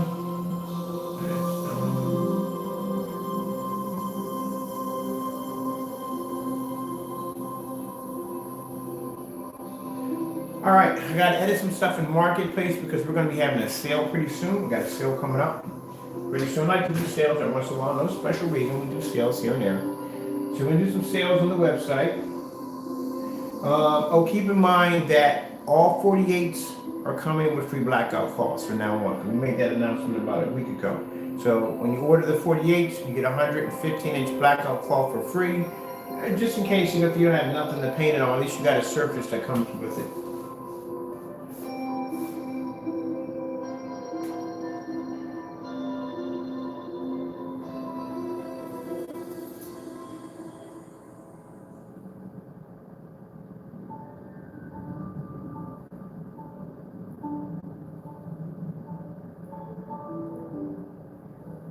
Got a cool customer that I met, now friends on my Facebook page. He's from Ireland. It's one of the places I want to go to. I want to go to Ireland. And he sent me pictures of them hiking. They went hiking out in Ireland. Oh man, it's so beautiful out there. Unbelievable how beautiful it is out there. Yeah.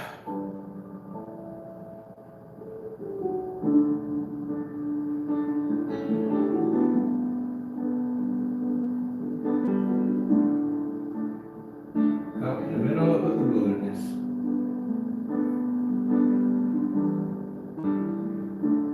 Alright, let's put a decoration in there.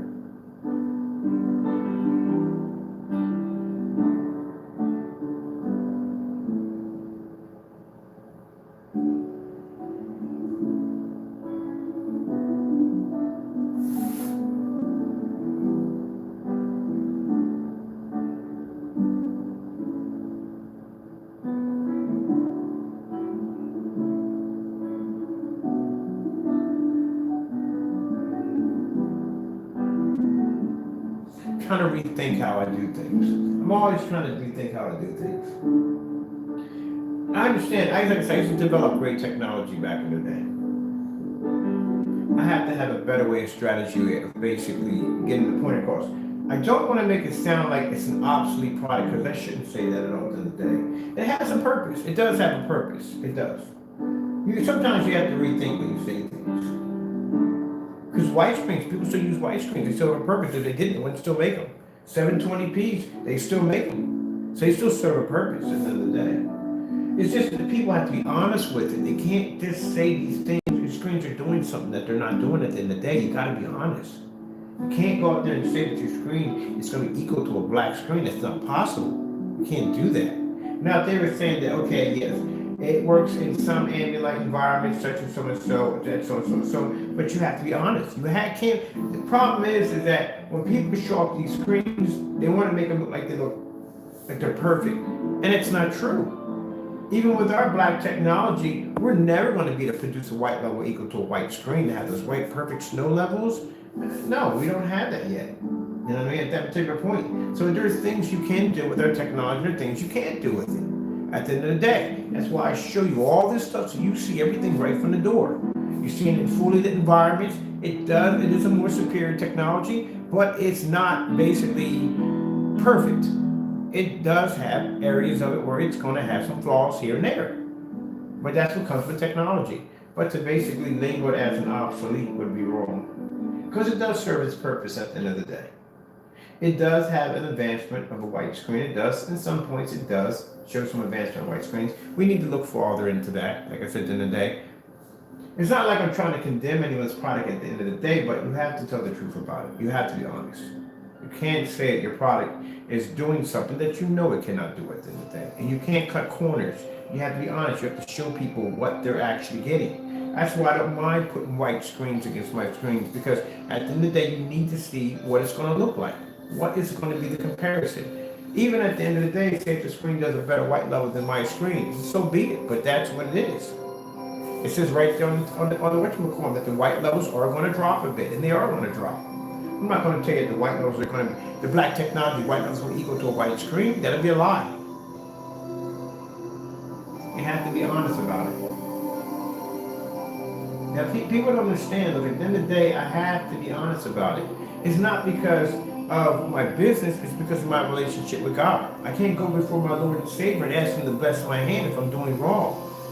I don't understand how people do it. I don't understand it. I see people that are preachers that will steal millions and millions of dollars from the church members, and they'll get up there and they'll do their dance and they'll pray and whatever. Are you crazy? At the end of the day, have you lost your mind? Are you kidding me? So you're messing with the beginner and the end of all things, and you want to basically swindle him out of money at the end of the day, thinking nothing can happen to you? Oh, wow, that's bold. That's really crazy bold. I never could understand that. I can't do it. Because at the end of the day, He's going to know what you're going to do before you're going to do it. Every evil thought, every sinful thought, He will know what you're going to do before you're going to do it. So I have to be honest with my customers. I can't go and ask my Lord to come in and say, Lord, bless my hand, help me with this, help me with that. Give me the knowledge of me to know this if I'm doing something that's wrong, because He cannot bless He doesn't bless the wicked. The wicked gets condemned and gets destroyed at the end of the day. That's what happens. That's what I can never understand when I watch these shows where these guys are talking about they got billion-dollar jets. You need a billion-dollar jet in your church. Are you kidding me?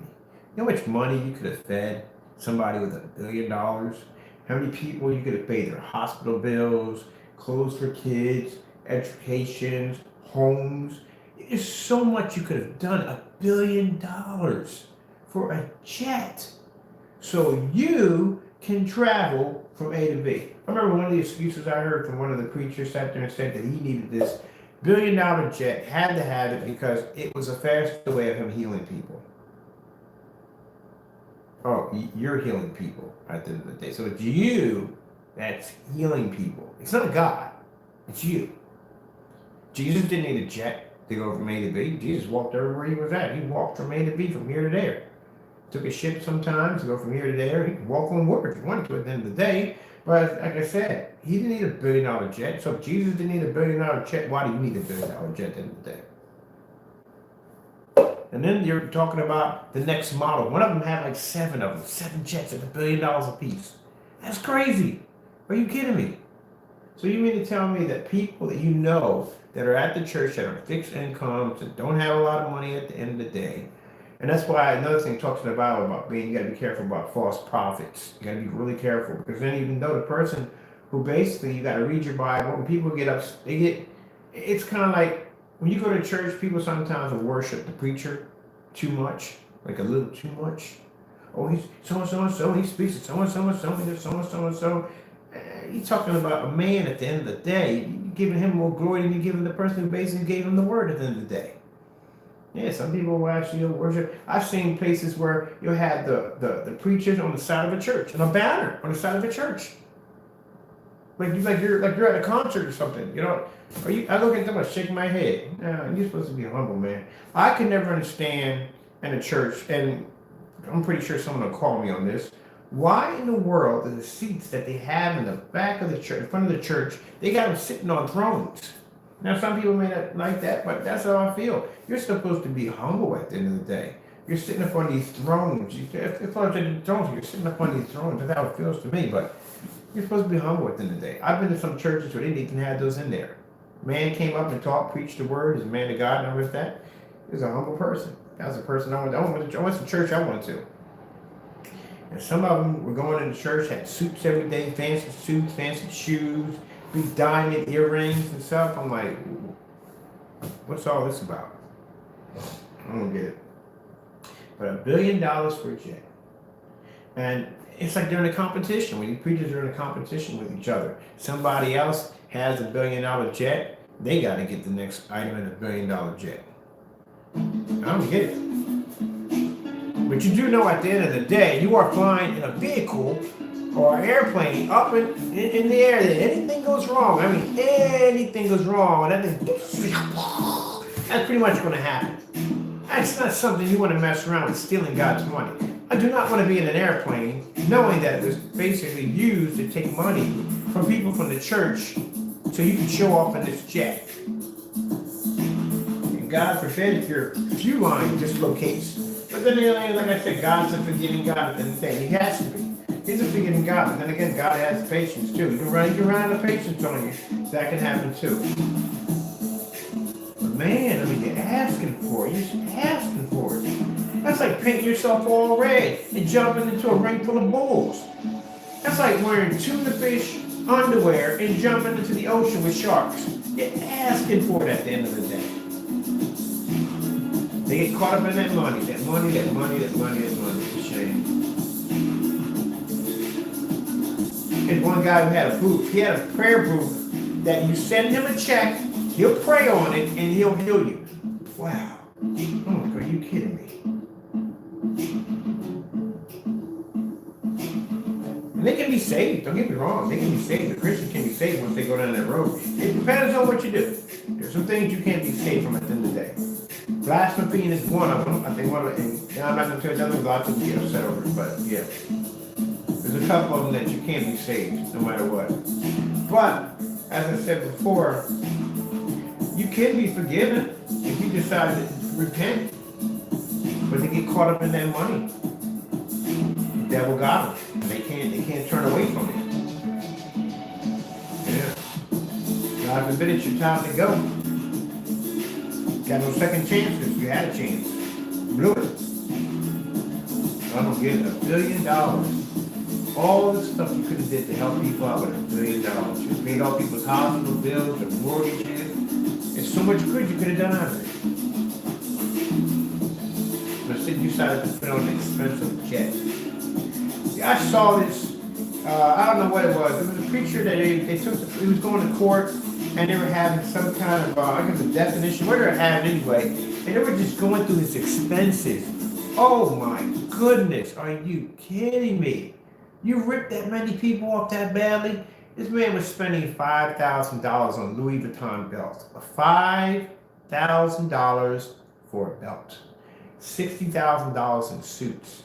They spent something like so many 150 or 200,000, I think, to cut a car in half to turn it into a limousine. I know they cost around that much. To cut a vehicle in half, it's around 150,000, something like that, depending on the vehicle. Oh, they had this house that was worth $8 something million. It was crazy. Trips to Disney World, all this stuff they were doing. It was crazy. It was just insane. At the end of the day, so many people you could have helped out at the end of the day. I don't get it. I don't get it. So many people you could have basically helped out at the end of the day. Could have took that money and you could have took it up to a school, got schools all new computers, and you could have did a lot of things to help people out. Now this man's in jail.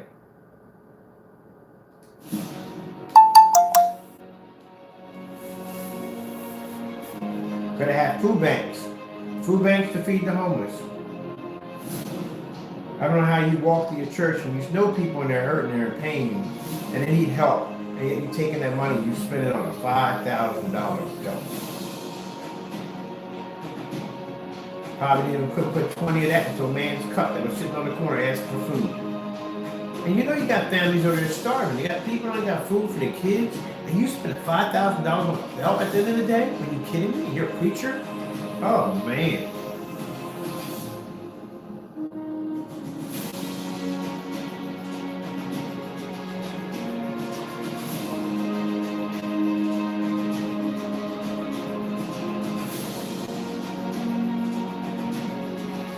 Yeah, it's a shame. People will come up to you and talk to you and say, hey, look, I'm going to give you this money because I need a blessing from God. And my kids ain't got enough food to eat. We don't know how we're going to pay our rent. And you go spend $5,000 on a bill.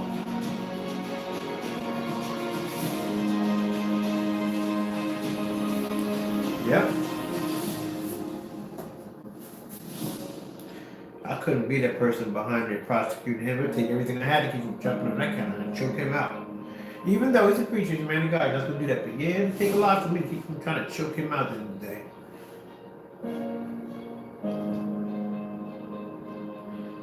That's why you gotta be real careful. You gotta watch about the sheep and wolf's clothing. You have to be careful.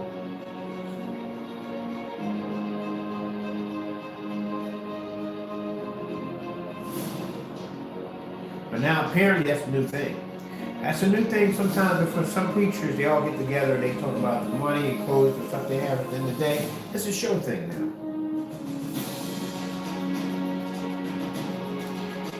Hope you got that 1 trillion sunblock. Should need it. But like I said, a person can be saved at the end of the day. They can basically, they turn from their wicked ways, they can be saved. God will forgive them. You look at Saul in the Bible. Saul literally murdered thousands and thousands of Jews, imprisoned them and murdered them. Thousands of them. Went to different towns with his armies, rounding them up. I don't care, kids, whatever, didn't care. And murdered them. So one day God prosecuted for it. Made him a prophet. He was going to a city to go around up some Jews or Christians to prosecute them and murder them, and God knocked him off his horse. He said, Saul, Saul, why did you prosecute me?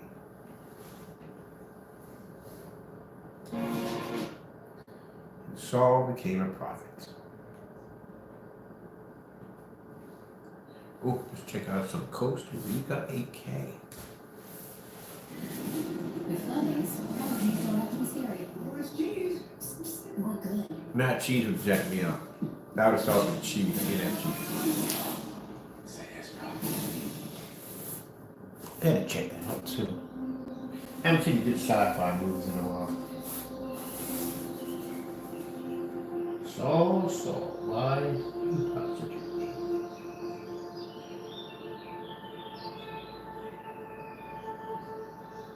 That's why Mr. Bird got a lot of work.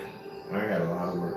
People say, oh, but you think, I'm far from perfect. Are you kidding me? Are you kidding me? I'm a temperament. I have a really bad temper. That I need to get under control. An extremely bad temper. It was not as bad as it was when I was in my 20s. When I was in my 20s, it was something else, boy. It was something else. If this was going on now and I was in my 20s, it'd be a whole nother reason. I might be behind bars, if you know what I mean. I was something else in my 20s. Thank God I ain't that person no more.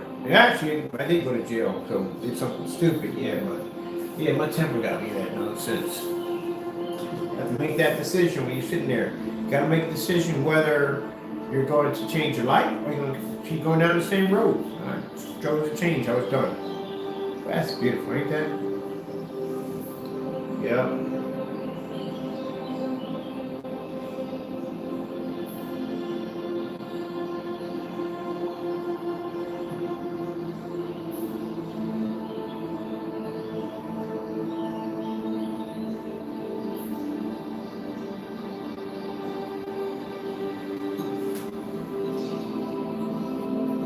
My problem with me is arrogance. Arrogance, and boy, do I show it. Now, I got a right to be happy about myself. I do. I got to be happy about myself. But then sometimes I get into this whole bragging thing where, yeah, we destroy this, we take that, do that. Yeah, I go too far with it.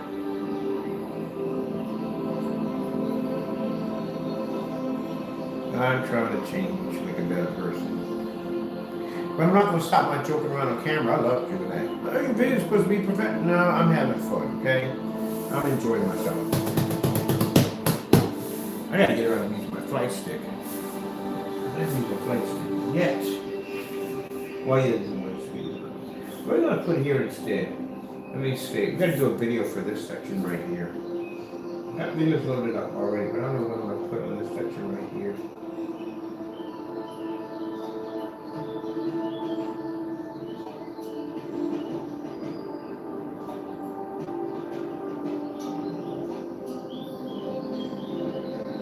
Be careful about that one too. It's a dangerous one.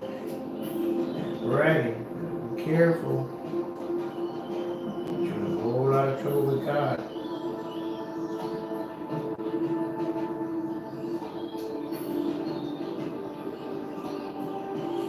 What I want to do.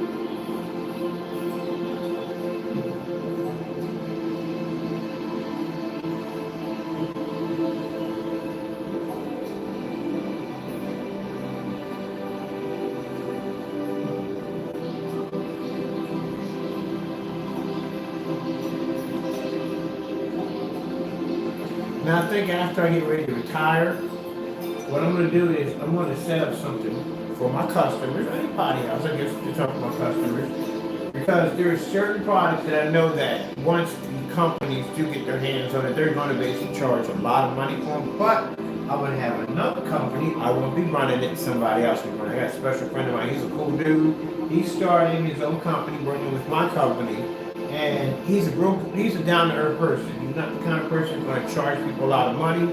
I want to make sure I send him some special ingredients to him only. Now, the other companies can have it, and that way he can keep the prices at a fair price that everybody can afford it long after I'm going. But I'm on one of those places somewhere, because I am going to retire.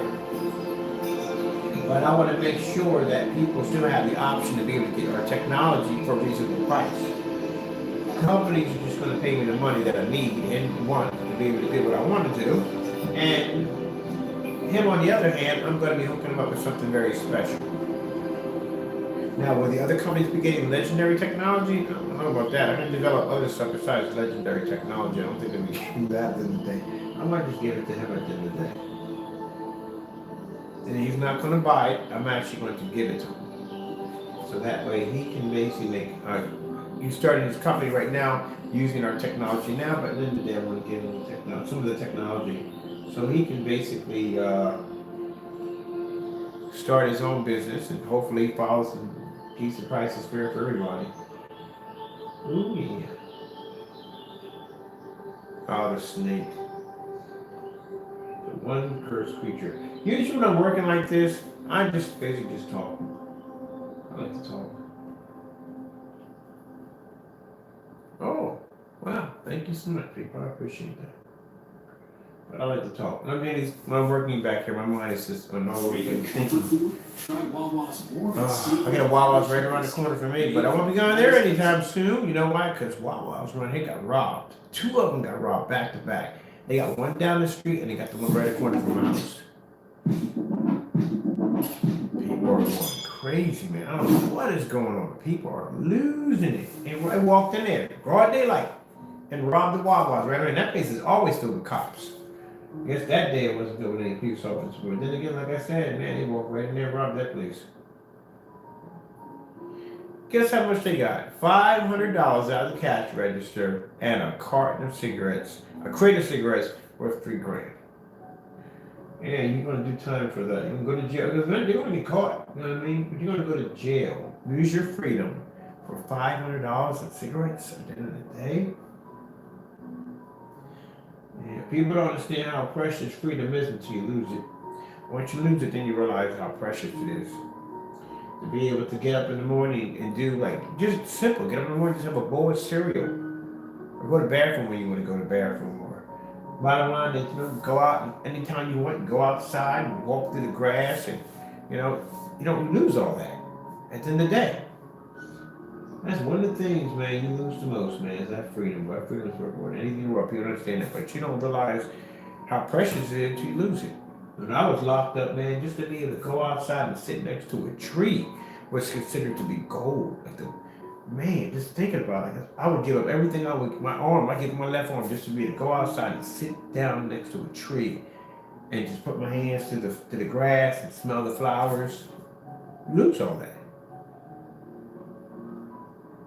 And then the over and over and over again, watching your loved ones come see you and they walk away from you. Oh man, it's not worth it. It's not worth it. And there's no excuse why you can't get a job, and I'll tell you why. Because I hate to say it with the fact that this Omicron, and I hate to say it's a bad thing to say, but it is true. These viruses that are popping out are knocking out entire workforces, and literally the job market has never been more productive. I got friends of mine that quit jobs and got jobs the same day. You can never do that. You quit your job, you would spend like a week, 2, a month. You got to work for a couple of months trying to find a job. Now they need people for work. UPS is begging for people to come to work. Amazon is begging for people to come to work. You can literally quit your job and get a job that same day. They need people. Because these viruses they have now that are taking people out, they're taking large groups of people out, they need people in there. There's one place out there I heard about that the school district is literally suffering so bad from people getting sick so fast that they're hiring anybody. You don't even have to have a high school diploma. They just need people in there, period. The bus routes. My sister, when she's at the bus route now, doesn't travel every day. It goes probably 2 or 3 times out of a week.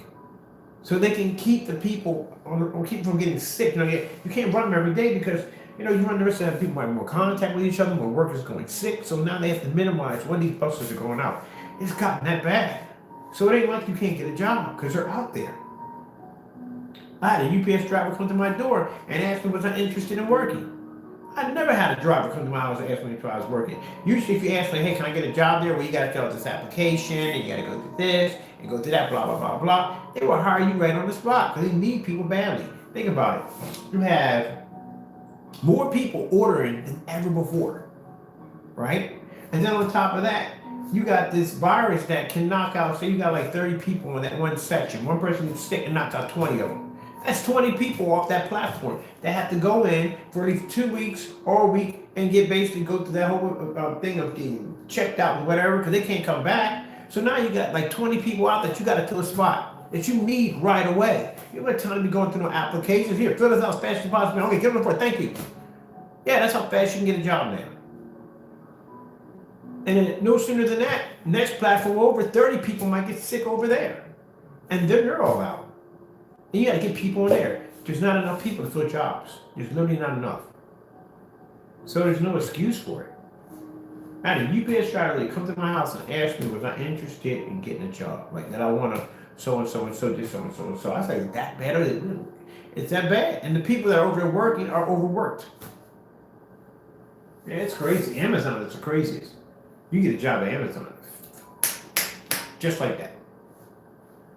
I had a friend of mine, she went from 2 pharmaceutical jobs, 2 of them. She quit one of them, ended up getting another one, because she has a degree in that field, ended up getting another one in that job. Then after that, she got a job working at a daycare, she worked at a couple fast food restaurants, she just came out of Amazon, she's popping over to UPS next week. Yeah, they need people. It's that particular virus that gives you that flu-like symptoms that pretty much runs you through the grinder. That one right there, I've never seen so many people get taken off. One of my lawyers got sick with it. My doctor got sick with it. Two of my friends got sick with it. A few of my family members got sick with it. One of my buddies, a good friend of mine, he got sick with it. Yeah, that thing is no joke. It'll take an entire workforce out in no time at all. And then because workforces are being taken out, then they're going to go over to automated machines. Oh, you know how much I hate automated machines. Like, no, there's no tomorrow. Because there's nobody there to basically pick up the phones because people are getting sick. So then you're going to have longer wait times. Like right now, American Airlines, you seen the ripple effect over there? It's freaking crazy. 20 hours on the phone to talk to somebody because they don't even have enough flight attendants. They don't have enough pilots because this thing is taking people out that fast. If you don't have enough people to run the workforce, you don't have enough people to run the workforce. Right now, if I were opening up a company and 20 of my workers get sick on that one station, in order for my company to run, I need that station to work. I need people over there. So I'm going to have to go to a job agency, somebody, to get these people in here so they can run that section so my company can continue to run. And then what if these people over here, they get sick? And these people over here get sick. You see what I mean? What I'm getting at? So they don't care at the end of the day. You don't have to go, high school diploma, oh, we don't care. Can you lift this? Oh, wait, go to work. That's it. There's no excuse for you to rob something, steal from somebody, or take from somebody if there's that many jobs out there. There's jobs out there for people to get. It might not be in your profession at the end of the day, but it's still money at the end of the day. Yeah. That's why they did this to the article about people quitting their jobs and getting a new job. Ain't no such thing as no job fair. Heck no, we ain't got time for no job fair. Start work now. We need you now. If I had a company and 20 of my workers went down, do you think I really care about going through an application? All right, here, fill out the application because I just need it for protocol. All right, there we go. Here's your tax so welcome to the job. Go to work. That's it. Because I need them over there. So if I got people in a section designed to work a paint mixer, which is needed for me to process the paint, and they get sick and I got nowhere to run that station, my company will shut down on me. So I don't care if you have a high school diploma. I don't care if you don't have a high school diploma. At the end of the day, can you run that machine over there? Or you can, or we can train you, show you so and so and so. You're good. There you go, Brian. I don't care if you're certified or not. Just go over and work the machine. You're good. Because I need that paint to process through. So I keep continuing to make money. So I keep continuing to pay my workers and pay my bills and so and so and so and so. Yeah, there's jobs up there galore. There's too many of them. The thing about it, you can quit your job and start a new job. People, they've been talking about that in the news. People quitting their jobs and getting another job the same day. They got help wanted signs in the stores. Now my friend, she works, and I can't tell you where she works at, but she got sick. She couldn't work for 2 weeks. That's 2 weeks without that person that's needed in that particular establishment. They had it overcrowded to something else. It is something else. Yep. Man. The jobs are out there. There's no need for you to go out and rob and steal and take from somebody, put somebody's life in fear because you want to wave a gun around because you want fast money. Go get a job and work. It's the money, you can go out there and work. It ain't like it was back before we had these viruses and you literally had to sit in an hour to get a job at a job fair, or you were too old or you weren't qualified. Now they couldn't care less if you don't have if you graduated from high school or not. Don't care. They want you over there working. They don't care. Because we don't have anybody. And the other half, some people don't have the phobias. You gotta remember, you got the other half that have psychological phobias that just want to leave. Yeah, it's crazy. Oh man, I tell you, if I had a time machine, all the things I have a time machine, I would go back and probably end this nonsense. Because man, I'm telling you, this thing. The people, what were they thinking at the end of the day when they started this process? I mean, come on. I mean, didn't they have a conscience at the end? Did they even think about that? Did they have a conscience at the end of the day when they did this? I should do something Saturday mornings with Ken. Let's speak our minds. But yeah. Then I hate the fact that you had idiots out there, and I'm calling you idiots, and you know idiots, you are definitely idiots at the end of the day. You're attacking Asian people because you think that all of them have something to do with what went on over there. What is wrong with you at the end of the day? You drink, smoke, or drink bleach or whatever. Their own people got sick with that stuff. Government. All right, I'm going to leave it at that. I don't think too much about that. But you all know how it works, right? You all know how it works, okay? at the end of the day. There's certain things that you're not told about on an everyday basis. I'm getting to the experience. I got forum sites to go there for that. I got forum sites for everything. So anyway, yeah, over there we talk about that all day long. Yeah, it's more than what you think it is. The rabbit hole is a whole lot deeper than what you think it is. At the end of the day, people think, oh, they're all. So let me get this straight. So all the people in China had IQs in chemistry, quantum physics, and all this other, stuff to be able to design this crazy strands of virus. And they all helped out together to make this. And then they poisoned their own people, and then it spread over. Yeah, that sounds. Sounds more interesting if you would say the government had a hand in so and so and kept things on a hush hush. And then when it pretty much got out into crazy circulation, then they decided to know this may be a good time to inform the people that this might have happened. That's usually what happens. But to go out and to kill and attack Asian people because you feel that they're all involved in that. Oh, sure. Yeah. Yeah, okay. That's real smart at the end of the day. Take someone's life because at the end of the day. Yeah, because you think for some reason a person who's a school teacher or maybe a construction worker or everyday Joe, just walked into a lab and learned how to use all this insane stuff and that they were all part of that. Yeah, that's smart. That's stupid. Real stupid at the end of the day. Oh my goodness, that's one people I swear at the end of the day really don't need. I hate to say somebody's a waste of skin, but when you do stuff like that, you're really a waste of skin. You're gonna attack somebody because you think they all were involved with it.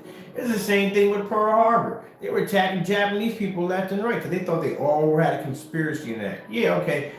Some people just didn't feel comfortable about getting into an airplane and crashing to the side of a ship. At the end of the day, some people didn't. Other people weren't with that at the end of the day. Just like if you look at Nazi Germany, when the Germans were going around and they were slaughtering Jews, you had actual people that were from Germany that didn't approve of what Hitler was doing, and they put their lives in danger to hide the Jews to make sure that they weren't put in concentration camps, knowing that they could easily be taken out, murdered, prosecuted, whatever. They're under the watchful eye rather than watching each other. That was a paranoid state if there ever was one. A paranoid stage in life. But they actually put their lives at risk. So to make sure that they were definitely against it. They were against what Hitler was doing at the end of the day. You had people in Martin Luther King, white people who stood up for black people. You know what I mean? They marched in the line with. They were beaten the very long what they were beaten on with. They were spit on just like they were spit on at the end of the day. They didn't basically approve of what they were doing. So you can't just basically blame an entire race of people because of this. That's just dumb and stupid. I don't think, and then people really got to think when they do stuff. All right, how long is Mr. Bird? Mr. Bird talks a lot. Boy, maybe my family says I talk a lot. Let's see. Well, people, we have a lot to talk about. Look at people walking their dogs, man. I can't wait till I get mine. I can't wait. I'm thinking about maybe not getting the bully sons at the end of the day. They're big pit bulls. They're big pit bulls. But they're friendly. They don't harm anybody. I do like pit bulls. I can't have long-haired dogs because I don't know yet. I don't know if I would have the German Shepherds. I love German Shepherds. Not so much Doberman. I like Dobermans, but Dobermans freak me out. Very hard when he's had a Doberman. I mean, they're good dogs at the end of the day, but they're just too intelligent. They're just way too intelligent. I like big dogs. Now, St. Bernards, Newfoundlands, English Wolfhounds, stuff like that. That'd be pretty cool. But I'm pretty much going to settle on probably 2 white pits. I want either American Bulldogs, I want the Bully Sons, or I want bullies, or I want tigers. Either way, or maybe some blues. I might get maybe a blue one. I don't know. I haven't decided yet. And a lot of people say, "Oh, pit bulls are dangerous." Oh, pit bulls are not dangerous animals. At the end of the day, they're not dangerous. The owners are dangerous. The owners are the ones that are trained to be vicious at the end of the day. Pit bull is a lovable dog, just like any other dog. It just has a bad rap at the end of the day. I remember Dobermans had a bad rap at one point before the pit bulls came on the scene. And German Shepherds had a bad rap. Ain't nothing wrong with them dogs. Dogs are not vicious. They just happen to have a massive pressure lock. They got a pressure lock on. They do, but you know, at the end of the day, he doesn't know what he's doing with it. If you don't train him how to learn how to use it, that's like if you take an everyday human being. At the end of the day, you have one that's an everyday human being, and you train one to be an assassin. At the end of the day, you trained him to be that way. At the end of the day, that's why he's a killer. You trained him to be that way. Very lovable dogs. My sister has one. She had a big old dog named Smokey. Big dog. People seem like terrified of him because he's big. But he's a lovable thing. He wouldn't even bite. He wouldn't even harm a fly. I tell people when you go up to dogs, do not stand up over top of them. They take it as some of them take it as a threat. You get down. You don't even want to get on a dog that big, but you get down and you take your fist, you put it out in front of the dog, and snip your hand a little bit. That's what you usually do. But you want to, I like to get down a little, not too close to them, but get down to their eye level. So that way they don't feel like I'm threatening or anything. That's what I did when I first met Smokey. And he just walked over to me and looked me right on the side of the face. Ugh. Yeah, I'm gonna get one of those. I have to figure out if I get the pit bulls. I might get the pit bulls, or I might get if I get the pit bulls, I can't get English wolfhounds. Wolfhounds are hunters. They'll kill my cat literally. Your dogs they hunt. I don't want bloodhounds because they make way too much noise. Even though they're like bloodhounds. I don't want the huskies. Yeah, they make a lot of noise too. So I haven't figured out what I get yet, but it's probably resting on the pit bull.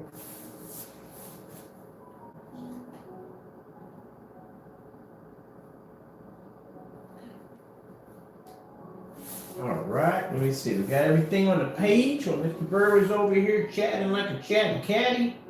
Chatting like a chatty catty. Chatty catty. Let me see. Here, okay, we got the new videos coming soon. Okay, right there.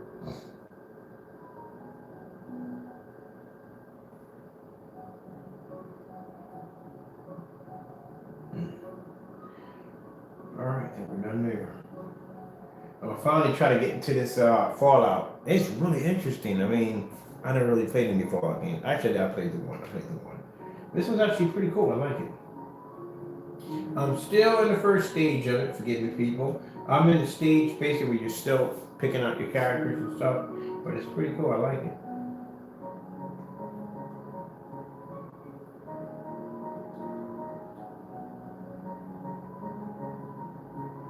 Tell you one game I didn't like, that freaking Resident Evil VR. Oh my goodness, man. I ain't never done that nonsense again.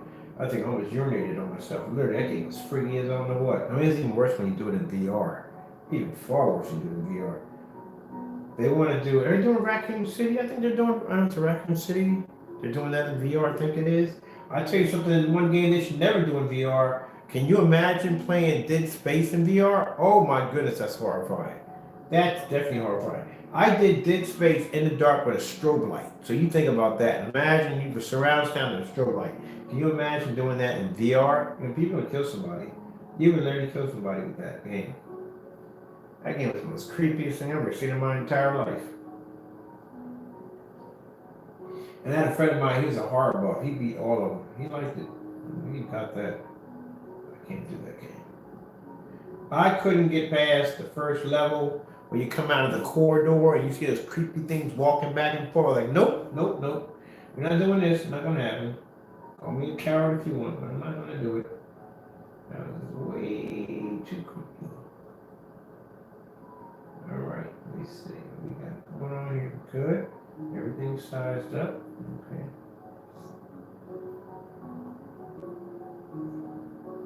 I know one guy walks up and down. He looks like Santa Claus a lot. He's not big dude, big dude. Right? He has a full white beard and everything. Yeah, I've been out there talking to him a few times. He's got an all white pit bull. It is beautiful.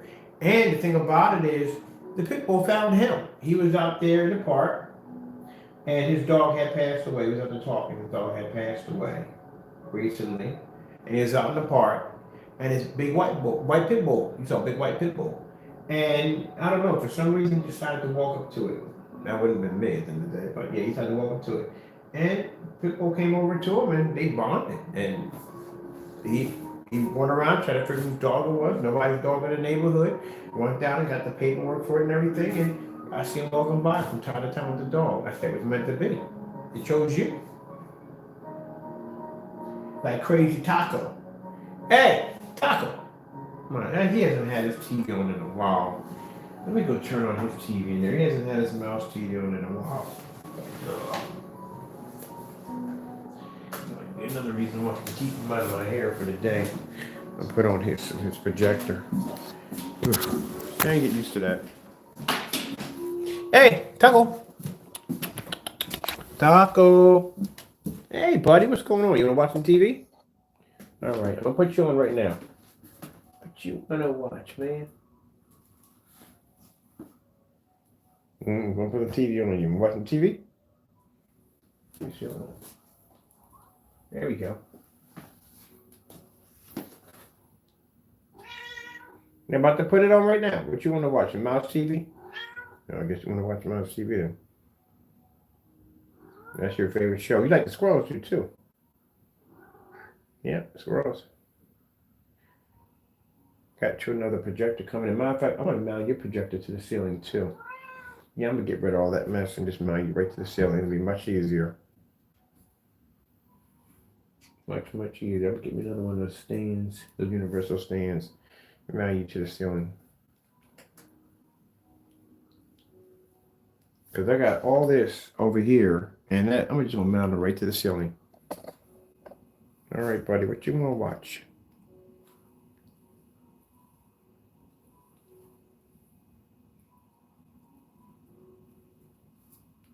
All right, let's get you over here. Oh, we got movies from cast right there. Right there. Which one you want?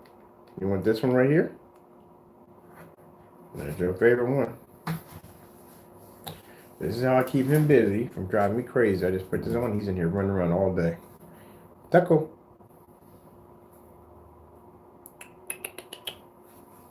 Look. There you go. Right there.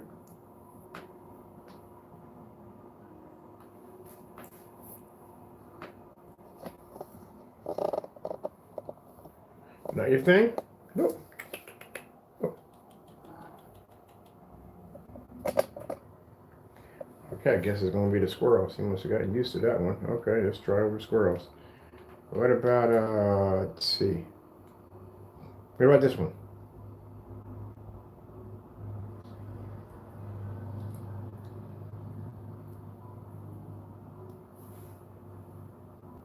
You don't like this one? Look. Look.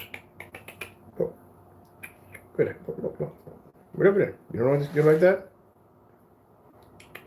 Look, right there. I'll bring a little more.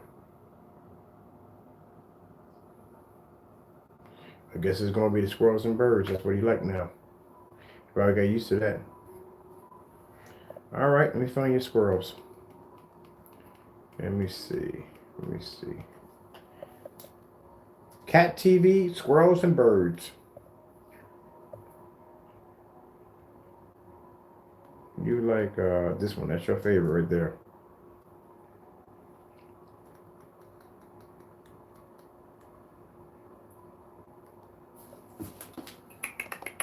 There you go. You like that?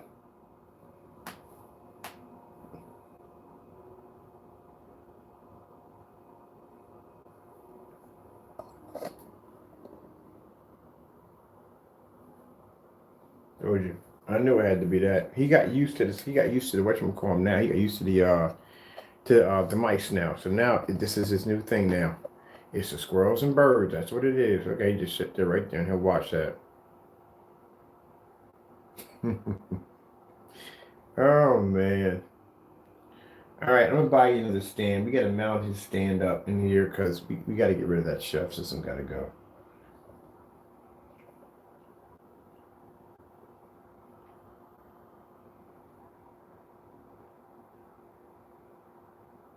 You good?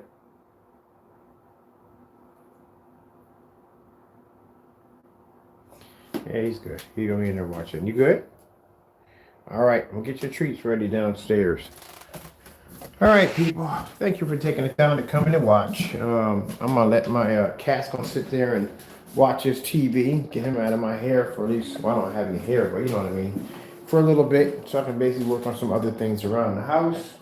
I got to do 2 pre-records for the gaming screen downstairs, and we're going to have a sale next week. So I got to get ready for that. I hope you enjoyed the video demonstration. Thank you for your time. Be safe out there, and God bless.